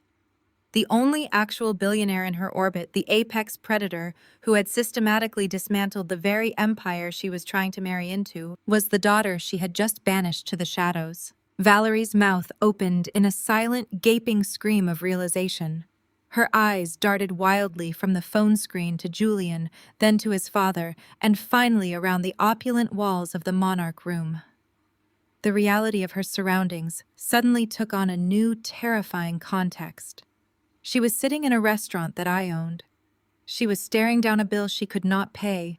She had insulted my appearance, unlinked my credit card, and alienated the only person capable of saving her from profound legal and social ruin. The golden child she had protected was clinging to a penniless fraud, and the workhorse she had discarded held the deed to their entire existence. The magnitude of her colossal, arrogant miscalculation crushed her into the back of her leather chair. Her hands began shaking so violently she dropped the phone onto the table, leaving my digital face smiling up at the wreckage of her ambitions. The heavy silence in my penthouse was absolute. On the glowing screen of my tablet, the monarch room had devolved into a silent film of total catastrophe. Valerie's hands remained clamped over her mouth. Her eyes were vacant and glassy, having just absorbed the reality that her lifelong pursuit of white elite validation had culminated in her financing a feast for bankrupt frauds. Beside her, Chloe was physically vibrating, the golden child, the delicate princess who had never been held accountable for a single misstep in her 32 years of existence, was finally standing at the edge of a cliff, without my safety net to catch her. Through the high-definition feed, I watched Chloe frantically dig into her designer clutch. The bag itself was a birthday gift I had purchased for her last year. She pulled out her phone, her thumbs flying erratically across the screen. A fraction of a second later, the device resting on my marble kitchen island erupted. The sharp ringing shattered the quiet of my sanctuary. The caller ID flashed Chloe. I did not send it to voicemail this time. I had ignored Valerie because a mother's panic is rooted in a loss of control, and I wanted her to sit in her powerlessness. But Chloe's panic was different. Chloe's panic was rooted in a sudden, terrifying exposure to the real world. For her entire life, Valerie had shielded Chloe from consequences, and I had funded that protection. I wanted to hear the exact sound of that protective bubble bursting. I wanted to hear the golden child beg the workhorse for salvation. I set my crystal glass down next to the tablet. I picked up the phone, swiped the green icon, and brought the speaker to my ear. I did not say hello. I simply listened to the chaotic, overlapping audio bleeding through the microphone from the private dining room. Zora. Chloe shrieked the moment the line connected. Her voice was unrecognizable. It was stripped of all its usual breathy arrogance. It was a raw, desperate screech that bordered on hysteria. Zora, you have to help us right now. You have to fix this. I leaned my hip against the cool marble counter crossing my ankles. I kept my voice perfectly level, entirely devoid of the emotional frenzy radiating from her end of the call. Fix what exactly, Chloe? I asked softly. Is the lighting in the room not complementing your aesthetic? Please do not do this, Chloe sobbed. Her breathing was ragged, rapid, and loud. Julian is broke. His father is screaming at him right in front of us.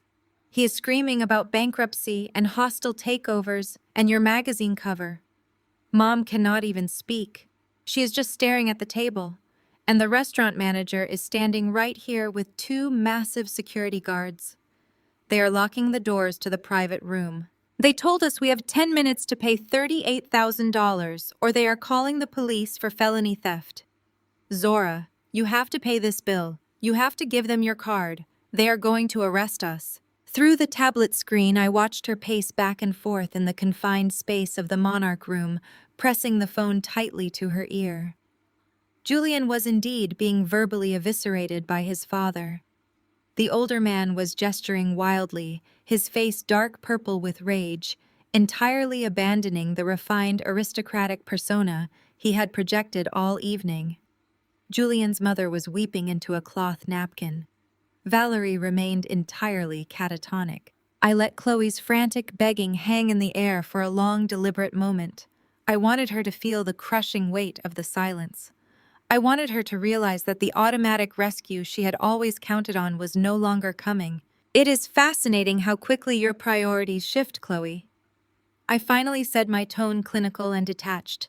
Just 4 days ago you left me a voicemail demanding I iron my hair flat against my skull because my natural blackness was too political for your refined guests. Just yesterday you agreed with Mother that my presence was an embarrassing liability. You told me I was too intimidating, too aggressive, and too uncouth to sit at a table with Julian's elite family. I was just stressed out. Chloe wailed, crying harder now. Mom told me to say those things. I was just trying to make a good impression. Julian told me his grandmother was strict. Please, Zora, I did not mean it. I am your sister. You cannot let me go to jail over a dinner. You did mean it, I corrected her, my voice dropping an octave, chilling the air between us. You have meant it your entire life. You and Valerie have spent decades treating me like a second-class citizen in my own family simply because I do not possess your light skin or your delicate disposition. You assumed my only purpose on this earth was to labor in the shadows so you could shine in the spotlight. You gladly accepted my money while apologizing for my existence. Zora, please, I am begging you. Chloe sobbed loudly, her voice breaking. Julian lied to me. He is a complete fraud. He does not have a dime. His parents are ruined. We have no way to pay for this. You own the restaurant. I know you do. I saw the business article on his phone. You are the CEO. You can just tell the manager to let us go. You can waive the bill. Just call him right now and tell him to open the doors. I took a deep breath, letting the absolute irony of her demand wash over me. She was still trying to dictate the terms. Even in the absolute depths of her humiliation, she believed she was entitled to my resources. She believed my power was hers to command. I thought the headcount was final, Chloe. I said, delivering the words with the precise, lethal accuracy of a sniper. What? Chloe gasped, clearly confused by the callback to the text message that had started this entire sequence of events. The head count, I repeated, my voice ringing with absolute finality. Valerie texted me just hours ago to ensure I knew my place. She told me the head count was final and there was no room for me at your table. She told me Julian's parents needed the extra seats for their country club friends, so I stayed home. I honored your boundaries. I removed myself from your pristine aesthetic. No, no, no, please forget about the text. Chloe begged hysterically. I need you here. I need you to save us. Why on earth would you need me, Chloe? I asked, a cold smile touching my lips. Surely you do not need a socially unfit, dark-skinned workhorse to save you. You are sitting at a table with the magnificent Sterling dynasty. You are surrounded by the elite white validation you and Valerie have worshipped your entire lives. You have your straightened hair and your $4,000 silk dress and your vintage champagne. You have everything you ever wanted. Zora, they are going to arrest Mom. Chloe screamed, her panic reaching a fever pitch. You cannot do this to Mom. Mom did this to herself, I stated firmly, refusing to entertain her emotional manipulation. Mom decided to feast on caviar using a credit card she had no intention of paying for. Mom decided to use my corporate achievements as her own dinner party anecdotes while banning me from the building. Mom decided to sacrifice her eldest daughter at the altar of her own raging insecurities. Actions have consequences, Chloe. I am simply allowing you both to finally experience them. You are a monster. Chloe hissed, her fear momentarily giving way to the venomous, spoiled entitlement she had honed over a lifetime. You are a cold, heartless monster. You planned this just to humiliate me. You are jealous because I am getting married and you are alone. I let out a short, dark laugh. The delusion was truly magnificent. Married to whom, Chloe? I asked sharply. The broke, unemployed man-child currently getting verbally abused by his bankrupt father in the corner of the room. You are engaged to a liability.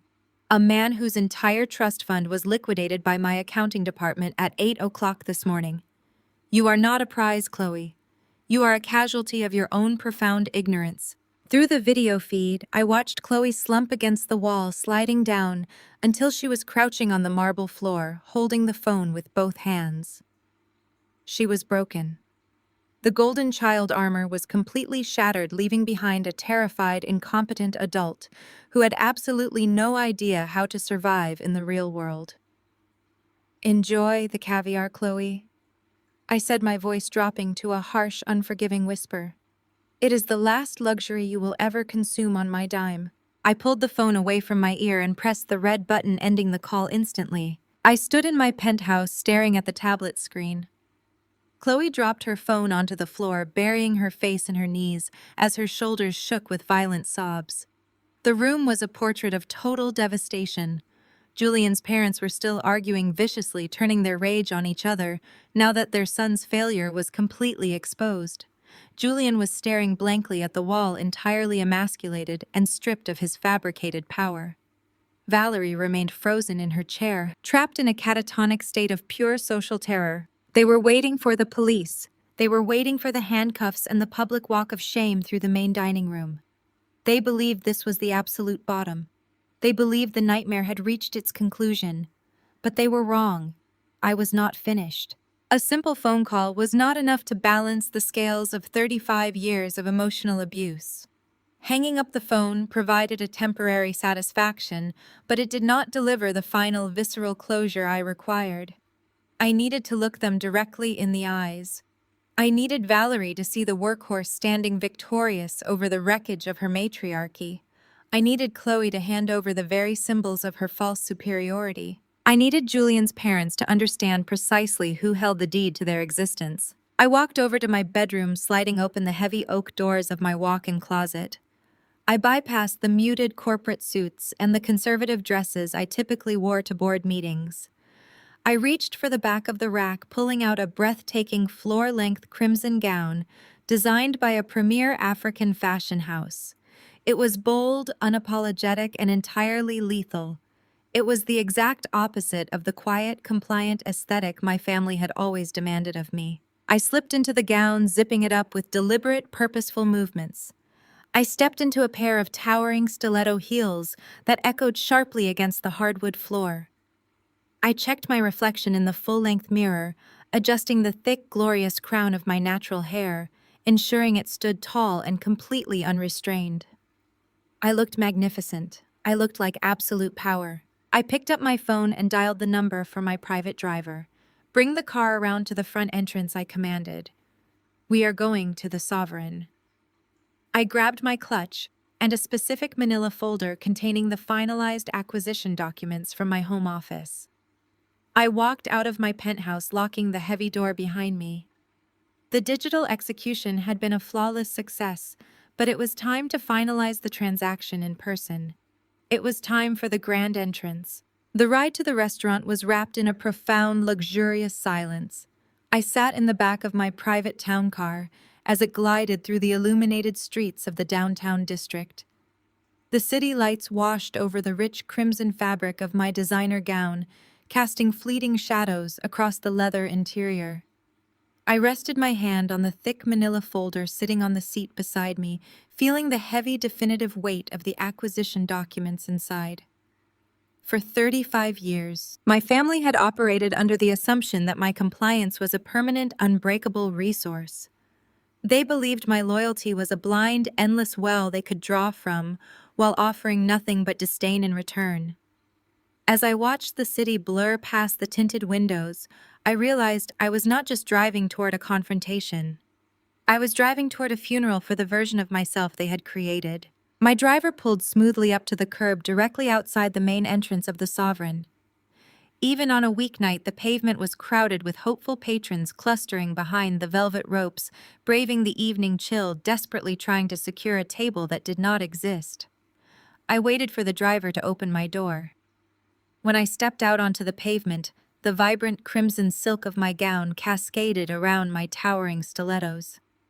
I did not adjust my posture. I did not smooth my dress. I simply stood up and let my presence command the space. The low, constant chatter of the crowd visibly dialed down. People turned. They stared. I did not glance in their direction. In the past, whenever I visited my own establishment, I used the discreet private entrance at the rear of the building. I did it out of convenience, avoiding the front-of-house operations so my staff could work uninterrupted. But tonight, I was not here for a quiet business dinner. Valerie had specifically texted me that I was required to use the back door of life. She had declared that my dark skin, my features, and my natural hair were an aesthetic liability that would ruin the pristine image she wanted to project to her white country club guests. Tonight, I was walking through the front doors. I moved toward the entrance with deliberate, unhurried steps. The host stationed outside immediately unclipped the heavy brass hook of the velvet rope. He stepped aside, bowing his head with absolute, unfeigned respect. "Good evening, boss," he murmured quietly. I offered him a single acknowledging nod and stepped inside the grand foyer. The main dining room of the Sovereign was a masterpiece of sensory experience. It was a symphony of clinking crystal soft jazz music and hushed wealthy conversations. But as I moved through the foyer and stepped onto the primary floor, an undeniable electric ripple effect took over the sprawling space. My stilettos clicked rhythmically against the imported marble. Heads turned at adjacent tables. Conversations halted entirely mid-sentence. Forks paused halfway to mouths. The crimson gown demanded absolute silence, but it was my demeanor that captivated the room. I wore my natural coils high and proud, a glorious, unapologetic crown that refused to be diminished or hidden. I was the physical manifestation of everything my mother had told me to suppress, and I was paralyzing a room full of high society elites simply by walking through it. I felt the stares, but for the first time in my life, I did not feel the need to shrink. I owned the walls, the chandeliers, the menus, and the very floor they were dining on. I was exactly where I belonged. I glided past the central bar, my eyes fixed firmly on the heavy mahogany and frosted glass doors of the Monarch Room situated at the far end of the restaurant. Jamal stood a few paces away from the entrance, perfectly composed, silently overseeing the containment of the disaster. When he saw me approaching, a faint, razor-sharp smile touched the corners of his mouth. He stepped aside gracefully, gesturing toward the doors with an open palm. The two imposing security guards mirrored his movement, parting silently to grant me access to the carnage inside. Before I pushed the doors open, I paused for a fraction of a second, looking through the narrow, clear panels of the glass. The scene unfolding within was a spectacular painting of absolute destruction. Julian's parents were completely unhinged, entirely abandoning the aristocratic grace they had weaponized all evening. His father, the man who had chuckled at my expense and treated my staff like peasants just hours ago, was standing over his son, pointing a trembling, furious finger. His face was a violent shade of magenta. He was spitting venomous accusations, furious that Julian had humiliated them, furious that their financial ruin was now a spectator sport, and furious that the illusion of their dynasty had been shattered by a magazine article. Julian sat slumped in his chair, staring blankly at the shattered crystal goblet and the puddle of water soaking his expensive shoes, entirely stripped of his smug savior complex.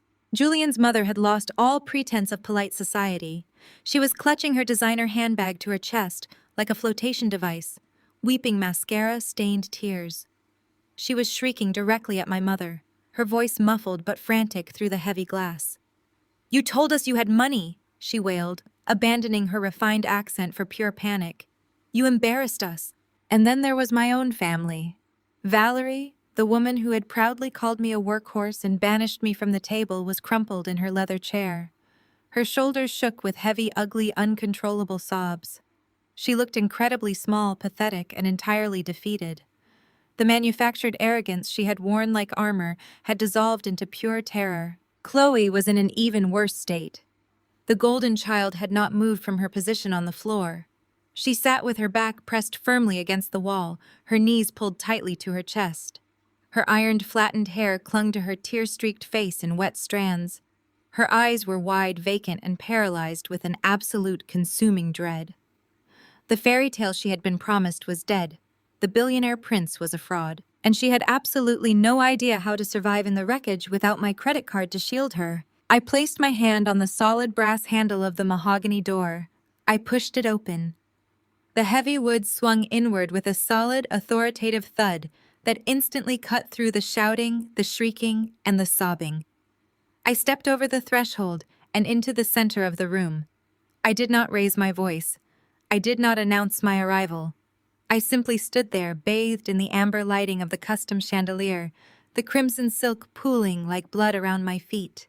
The transformation of the room was instantaneous and absolute. Julian's father stopped yelling abruptly, his mouth snapping shut, so fast his teeth clicked together as he registered my presence.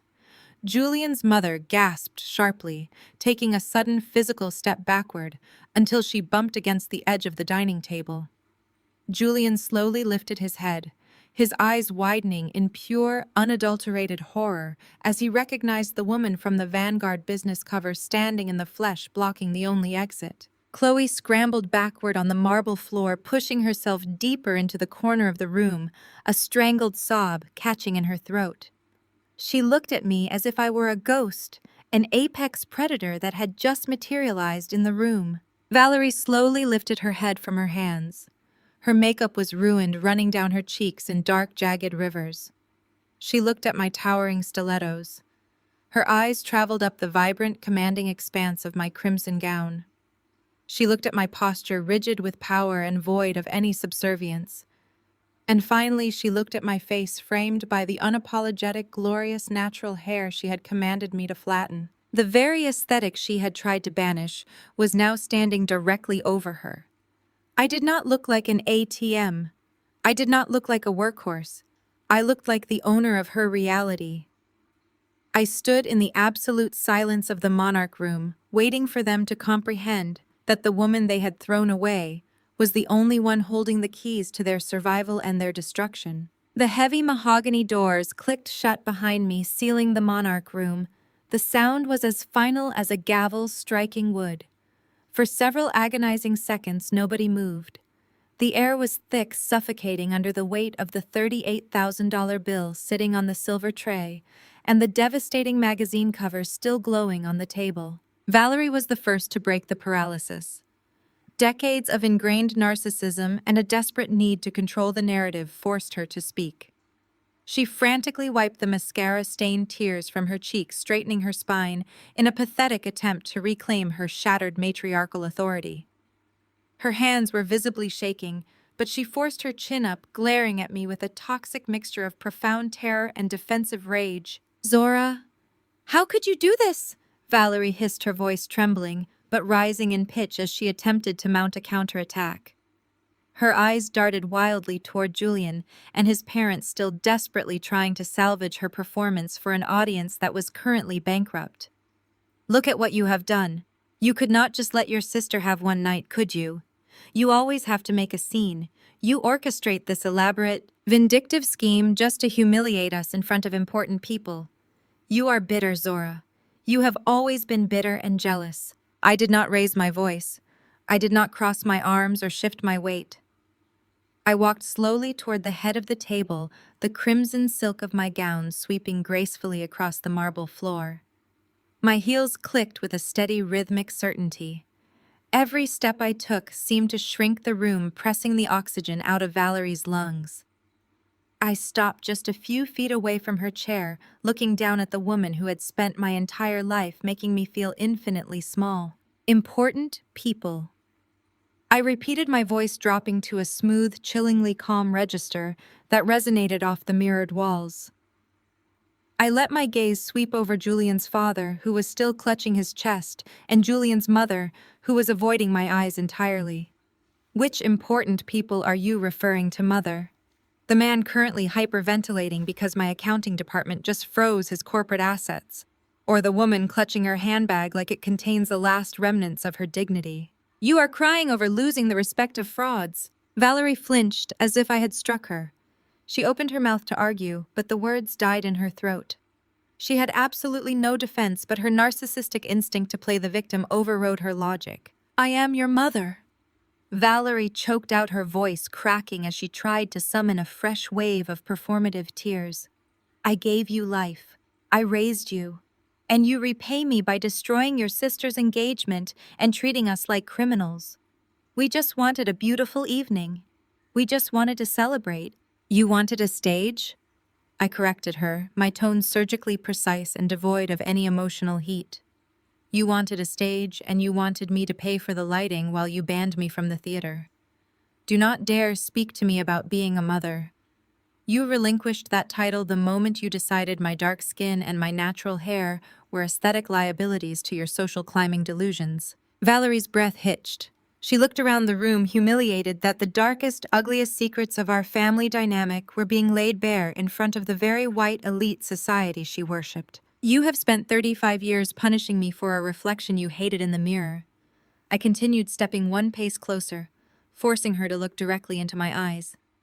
"You looked at Chloe's light skin, her loose curls, her manufactured fragility, and you saw currency. You saw a ticket to proximity to whiteness, a bridge to a country club lifestyle you felt you were owed.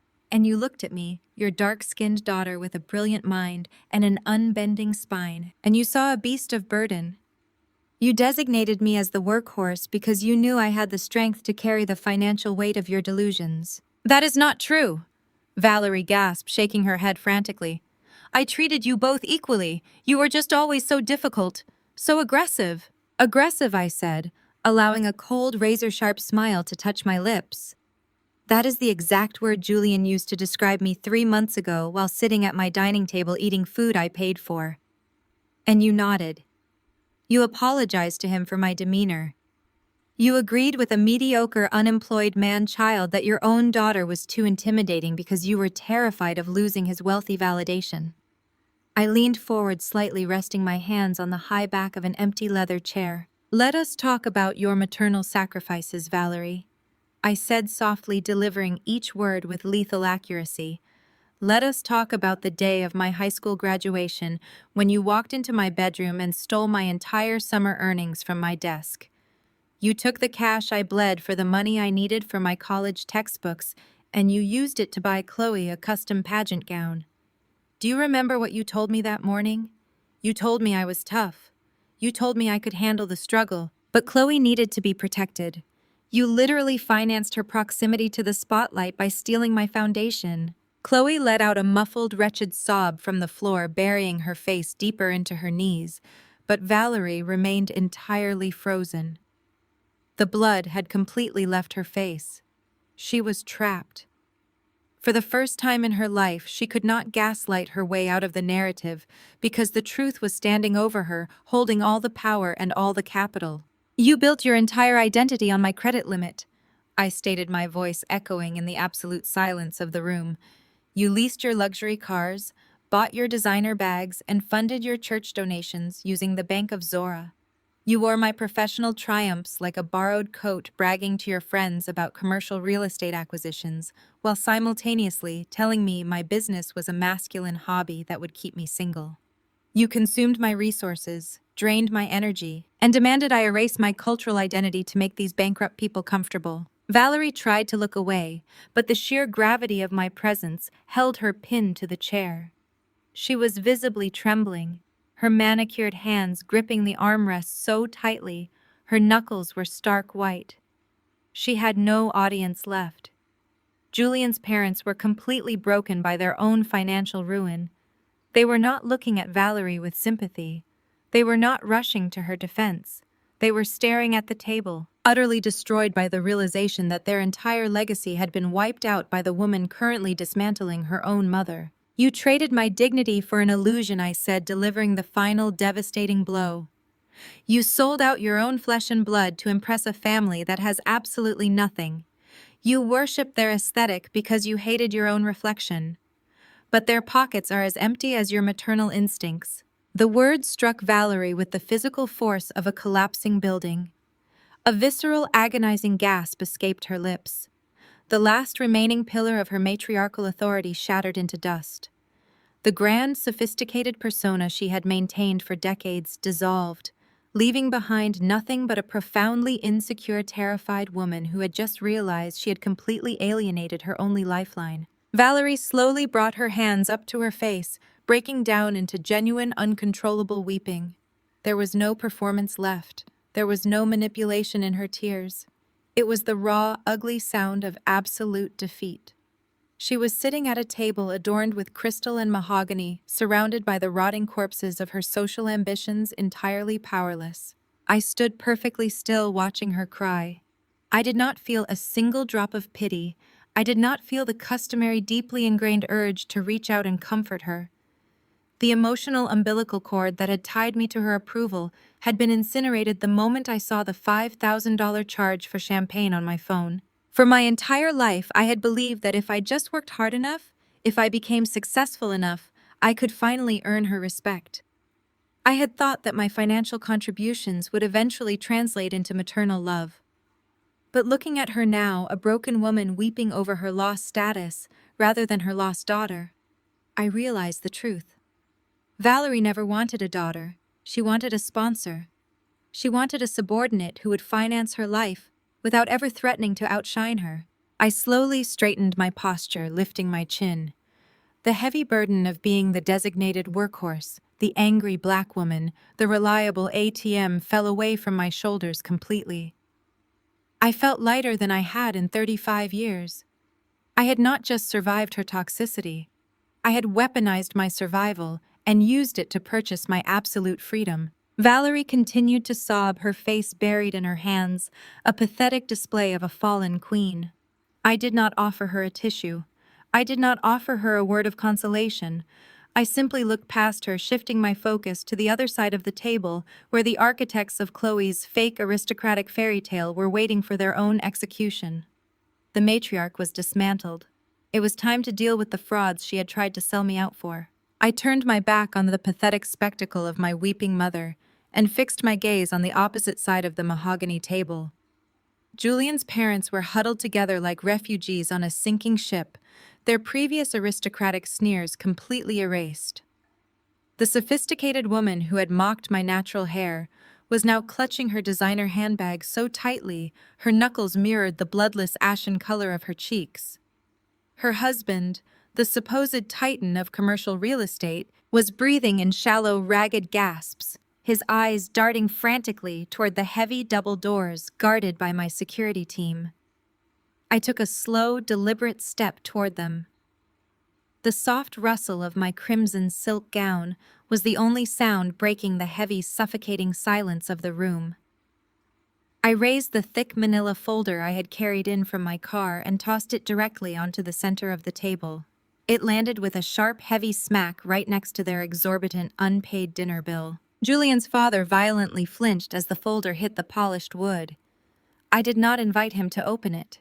I simply began to recite the contents from memory, delivering the financial autopsy with absolute surgical precision. "Those are the finalized acquisition documents," I stated, my voice echoing clearly off the mirrored walls.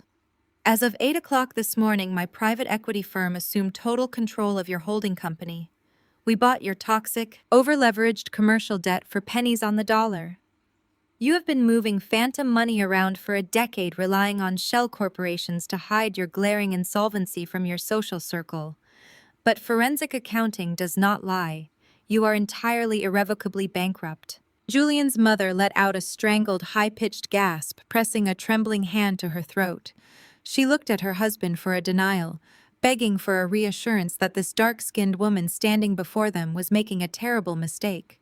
But her husband simply stared at the manila folder, his jaw slack, his shoulders slumped in utter defeat. I turned my attention away from the ruined patriarch and focused on his son. Julian was still sitting rigidly in his chair, staring at the shattered crystal on the marble floor, avoiding eye contact at all costs. "Julian," I commanded, my tone forcing him to look up at me. "You have spent your entire life coasting on the illusion of a generational trust fund. You use that illusion to secure VIP tables, lease luxury vehicles, and impress naive, insecure girls like my sister." Julian swallowed hard, a bead of cold sweat rolling down his temple. "But that trust fund was collateralized against a commercial loan that defaulted 3 weeks ago," I continued, showing absolutely zero mercy. "My firm seized those assets this morning. Your trust fund is liquidated. It is gone. Every single cent has been repossessed to satisfy your father's outstanding debts." Julian's mouth opened and closed. He looked like a fish suffocating on dry land. "But I work for the company," Julian stammered, his voice cracking with sheer desperation. "I am the vice president of acquisitions. You cannot just take my money. I own equity." "You own nothing," I corrected him, my words dripping with icy finality. "The company belongs to me. And as the new chief executive officer, my very first order of business was restructuring the executive board. Your vice president title was a vanity project funded entirely by nepotism. Your position has been eliminated. You are currently unemployed. However, if you are truly desperate for income, I might be willing to keep you on my payroll as a junior analyst. The starting salary is $60,000 a year, and you will report directly to a manager who actually earned her degree." Julian lowered his head completely and utterly emasculated in front of his parents, his fiancée, and the future mother-in-law he had previously mocked. He had absolutely nothing left to say. I turned away from the ruined dynasty and shifted my focus to the corner of the private room. Chloe was still curled on the marble floor, her tear-streaked face buried in her arms. "Stand up, Chloe," I commanded. My voice left absolutely no room for negotiation or delay. She scrambled to her feet, her legs shaking so badly she had to lean against the expensive wallpaper to keep from collapsing. She looked at me with wide, terrified eyes resembling a trapped animal rather than a bride-to-be. I stepped toward her, stopping just inches away. I looked down at her trembling left hand. Resting prominently on her ring finger was a massive, flawless emerald-cut diamond. It was the centerpiece of her manufactured elite aesthetic. It was the physical proof she had used to brag to her friends, the shiny object she had shoved in my face, to prove she had secured a better, wealthier life than her workhorse sister. "That is a beautiful ring," I said softly. Chloe instinctively pulled her hand toward her chest, wrapping her right hand over the diamond, as if she could shield it from my piercing gaze. "Julian told everyone it was a rare family heirloom," I continued, my voice carrying effortlessly across the quiet room. "But my forensic accounting team discovered a very interesting charge on a corporate ledger last month. Julian did not inherit that diamond. He purchased it from a private jeweler in Manhattan. and he paid for it using a corporate credit account tied directly to the holding company I just acquired. Chloe's eyes darted frantically toward Julian. Julian, she whispered, her voice pleading for him to deny the accusation. Tell her she is lying. Tell her it is yours. Julian stared at his ruined leather shoes and refused to speak. It is not his Chloe, I stated firmly. And because it was purchased with embezzled corporate funds that now legally belong to my firm, it is not yours either. That ring is stolen property. It is an unrecovered corporate asset. I held out my right hand, my palm facing up toward the ceiling. Take it off, Chloe. Hand it over. Chloe began to hyperventilate again, short, ragged gasps tearing through her chest. She shook her head violently, fresh tears flying from her cheeks. No, she sobbed, clutching her hand even tighter against her sternum. No, you cannot do this. It is my engagement ring. It is mine. You are just jealous.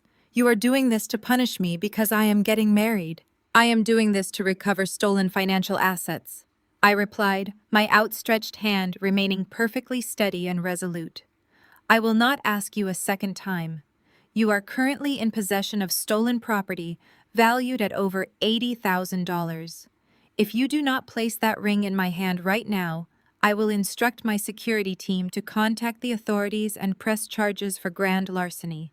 You will leave this restaurant in handcuffs, and your perfect country club engagement will end in a holding cell. Valerie, who had been weeping silently in her chair, suddenly shrieked, Give it to her, Chloe! Just give it to her right now! Do not make this worse than it already is. Chloe let out a devastating guttural cry. The ultimate prize of her golden child existence was being violently ripped away. Her trembling fingers moved to her left hand. She struggled to pull the heavy diamond over her knuckle, her hands slick with sweat and tears. She sobbed uncontrollably as the ring finally slid off her finger.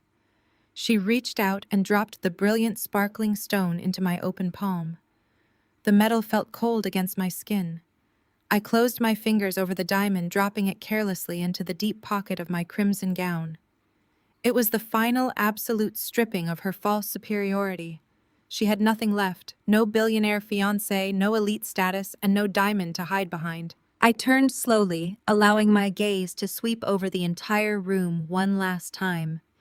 The aristocratic parents, the fraudulent son, the broken golden child, and the dismantled matriarch. They were all sitting in the absolute wreckage of their own profound arrogance. I walked back toward the heavy mahogany doors where Jamal was standing with perfect, unwavering composure. I stopped next to my general manager and looked back at the table. The illusion is over, I announced, my voice carrying the absolute authority of a judge delivering a final sentence. The fairy tale is dead. You have consumed $38,410 worth of my food and my reserve champagne. You did it while mocking my appearance, insulting my career, and celebrating my deliberate exclusion from this very room. You believed my money was your birthright. You believed my labor was a permanent resource designed to fund your disrespect. You were catastrophically wrong. I raised my wrist, checking the face of my diamond watch. It is currently 9:15. You have exactly 10 minutes to figure out how to settle this bill. I do not care if you have to pool together your remaining pocket change, call every friend you have ever tried to impress, or sell the designer clothes currently on your backs. You have 10 minutes. If the balance is not paid in full by 9:25, Jamal has my strict authorization to contact the police department. You will all be charged with felony theft of services, and you will be escorted out of the front doors of my restaurant in full view of the public. I turned to Jamal, giving him a firm, acknowledging nod. He bowed his head slightly in return, his eyes fixed on the panicked guests. I looked back at my family and their bankrupt future in-laws one last time. The terror in their eyes was absolute and paralyzing. Your time starts now, I said. I stepped backward, pulling the heavy mahogany doors until they were open just enough to provide a clear line of sight, but narrow enough to box them inside their own disaster. I did not leave the vicinity. I stood in the corridor next to Jamal, folding my arms, watching the digital timer on my diamond watch begin its relentless countdown. Inside the Monarch room, the survival instincts of the so-called elite kicked in with violent predictability. Julian's father did not waste a single second attempting to comfort his son or reassure his future daughter-in-law. He turned on them with the ferocity of a cornered animal. "You absolute fool!" the older man roared, his voice echoing off the mirrored walls and bleeding into the corridor. He pointed a thick, trembling finger directly at Julian's chest. "You brought us here. You tied our family name to these pathetic, fraudulent social climbers. You paraded around town playing a billionaire heir while our entire portfolio was bleeding out, and you led us right into the slaughterhouse." Julian flinched, shrinking back into his chair. "Dad, please, I did not know," Julian stammered, raising his hands in a desperate plea for mercy. "I had no idea she was investigating us. You have to help me pay this." "Help you?" His father scoffed, a harsh, ugly sound that carried zero paternal warmth. "I do not have a dime to my name. My life's work was just liquidated by the woman you spent the entire evening insulting. You are on your own. The wedding is permanently canceled. There is no dynasty left for you to inherit." Julian's mother did not even look at her son. The woman who had sneered at my natural hair and judged my mother's pedigree was now entirely focused on her own escape. She grabbed her designer coat from the back of her chair and hoisted her handbag onto her shoulder. She shot a look of pure, unadulterated disgust at Valerie, who was still weeping silently at the table. "You people are a nightmare."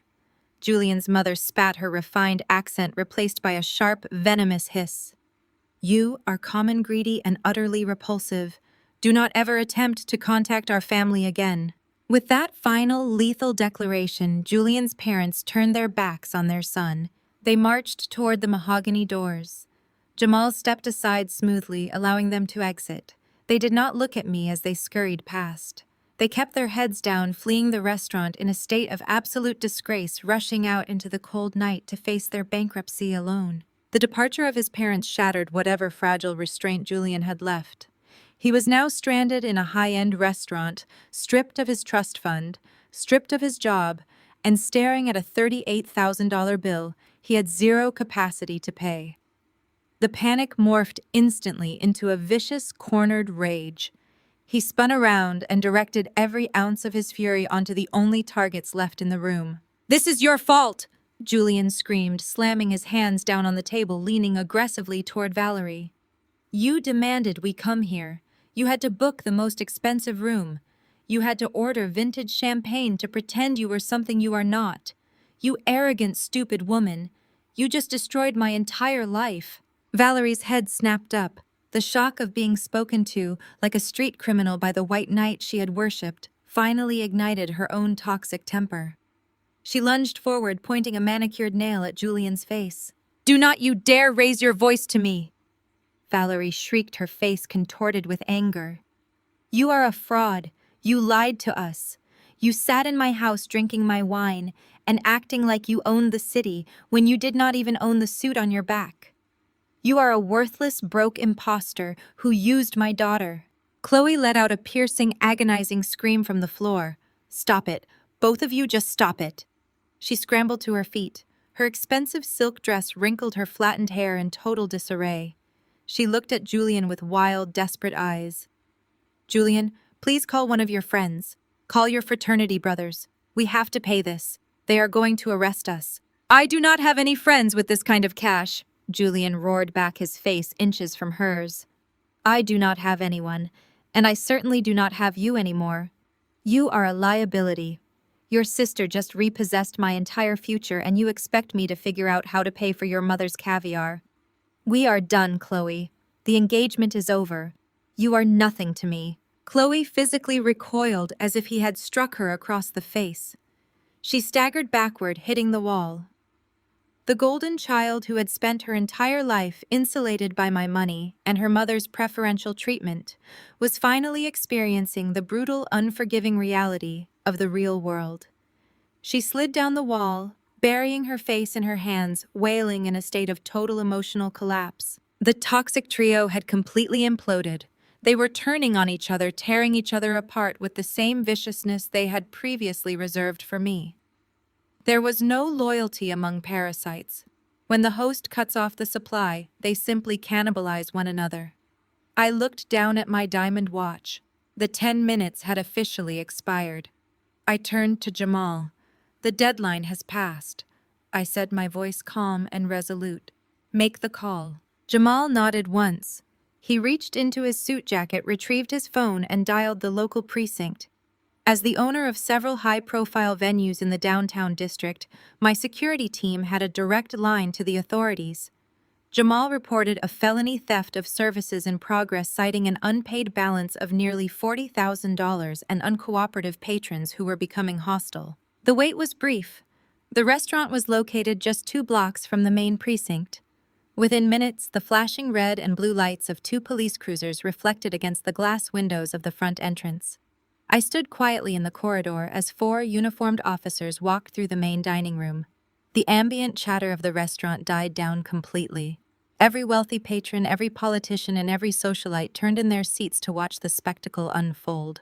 The officers approached the Monarch Room. Jamal greeted them briefly, explaining the situation and handing over the itemized receipt alongside the declined credit card slips. The lead officer nodded, adjusted his utility belt, and walked through the mahogany doors. Julian, Valerie, and Chloe froze as the police entered. "We have a report of a substantial unpaid balance and a refusal to settle the debt," the lead officer announced, his voice carrying the heavy board authority of a man who dealt with fraudsters every day. "Who is taking responsibility for this check?" Julian instantly pointed at Valerie. "It was her reservation," Julian shouted, throwing his future mother-in-law to the wolves without a second thought. "She booked the room. She ordered the food." "I was just a guest. I have nothing to do with this," Valerie shrieked in absolute indignation. "He is lying. He offered to pay. He handed them his credit card. He is the one who ordered the cognac. Arrest him." The officer held up a hand, silencing the shouting match. "Since nobody is willing or able to provide a valid form of payment, you are all being detained for felony theft of services. Turn around and place your hands behind your backs." The reality of the situation crashed down on them with the force of an avalanche. The metallic click of handcuffs echoing in the private dining room was the sweetest sound I had ever heard. "You cannot do this," Valerie sobbed hysterically as an officer secured her wrists behind her back. "I am a respectable woman. I am a regional manager. Please, my daughter owns this restaurant. Just let me speak to her." The officer ignored her pleas, maintaining a firm grip on her arm. Julian was handcuffed next, his head hanging low in absolute shame, realizing he was about to be perp, walked through a room full of people who used to respect his family name. Chloe was weeping so hard the officers had to physically support her weight to keep her from collapsing as they secured her wrists. "Let us go," the lead officer commanded. "We are taking you out the back to avoid disrupting the rest of the establishment. Move along." They were marched out of the Monarch Room. They did not get to leave through the grand foyer. They did not get to walk past the velvet ropes. They were escorted through the service corridor, past the kitchen staff, past the busboys, and out the back delivery door. It was exactly the entrance Valerie had told me I belonged in. I stood in the hallway and watched them go. Valerie caught my eye as she was led past me. Her mascara was smeared across her cheeks, her designer dress rumpled, her dignity entirely stripped away. She looked at me with a pathetic, desperate plea in her eyes, begging for a last-minute rescue that she knew was never coming. I did not blink. I did not offer a word of comfort. I simply watched with cold, unyielding satisfaction as the heavy steel service doors closed behind them, locking them out of my establishment and out of my life forever. The heavy steel service doors clicked shut, plunging the corridor into a profound, ringing silence. I did not linger in the hallway. I did not look out the glass window to watch the police cruisers drive away with my mother and sister in the back seats. I turned my back on the wreckage of my biological family and walked in the opposite direction. My stilettos clicked a steady, victorious rhythm against the marble floor as I navigated the labyrinth of private hallways tucked away behind the main dining area. At the very end of the corridor was a discreet, unmarked door leading to the inner sanctum of the sovereign. This was the true VIP lounge, a space I reserved exclusively for my inner circle. I pushed the door open, stepping out of the cold reality of the night and into a haven of absolute warmth. The room was alive with the sound of genuine, uninhibited laughter. There were no strained, fabricated accents here. There was no performative arrogance or desperate social climbing. There were just brilliant, authentic people who had supported me when I had nothing but a laptop and a vision. I saw my chief financial officer, the man who had executed the sterling takeover with flawless precision. I saw my earliest business mentors, fierce black women who had taught me how to navigate corporate boardrooms that were actively hostile to people who looked like us. And sitting at the center of the plush velvet seating was Aunt Vivica. She was my father's older sister, and the only blood relative who had ever offered me a safe harbor. When Valerie had criticized my dark skin or mocked my intense focus, Aunt Vivica was the one who pulled me aside, braided my natural hair with loving hands, and told me I was destined to move mountains. She was the one who told me that my intelligence was not a threat, but a weapon I needed to sharpen. Aunt Vivica stood up the moment I entered, her eyes shining with unshed, joyful tears. She held a physical copy of the newly printed Vanguard business magazine in her hands. She stepped forward and wrapped me in a fierce, grounding embrace. I breathed in her familiar scent of cocoa butter and lavender, feeling the last remaining tension melt completely from my shoulders. The armor I had worn all evening finally dissolved. "You did it, baby girl," she whispered fiercely, pressing a kiss to my cheek. "You took your crown." She pulled back, turning to the room and raising her glass. It was real vintage champagne poured freely and paid for by the woman who actually owned the building. To Zora, Aunt Vivica announced, her voice filled with immense, overflowing pride. To the chief executive officer, the visionary, and the woman who finally built her own table. The entire room erupted in cheers, raising their glasses high. I took a glass from a passing tray and met the eyes of every person in that room. I took a deep breath, feeling a profound, undeniable clarity settle deep into my bones. For years, I had been conditioned to believe that walking away from your family was the ultimate, unforgivable sin. In our communities, we are often taught that blood is an unbreakable bond, a mandatory lifelong contract that requires us to endure endless disrespect, financial exploitation, and emotional manipulation simply because we share the same DNA. We are told to turn the other cheek to keep the peace at all costs, and to carry the heavy burdens of our relatives under the toxic, suffocating guise of being a strong black woman. We are expected to be the mule for everyone else's trauma and the bank for everyone else's dreams. But standing in that room surrounded by my chosen family, I knew the absolute truth. Cutting off toxic family members is not a tragedy. It is a necessary, beautiful rebirth. Blood does not make a family. Respect makes a family. Mutual protection makes a family. Loyalty, honesty, and unconditional support make a family. The people sitting in this VIP lounge had never asked me to shrink. They had never demanded I flatten my hair, lower my voice, or subsidize their fabricated realities. They had never treated my skin color as a liability. They had challenged me to grow, celebrated my victories without an ounce of jealousy, and held me up when the weight of the corporate world felt too heavy to bear. They loved the fierce, uncompromising woman I was not, the compliant ATM my mother desperately wanted me to be. I realized then that I had spent my entire youth trying to buy a seat at a table that was actively rotting from the inside out. Valerie and Chloe had demanded I use the back door to my own life. They wanted my resources but despised my reflection. I had finally stopped begging for their validation. I had stopped financing my own disrespect. I had taken the raw materials of my trauma and used them to construct an empire where I was the sole architect.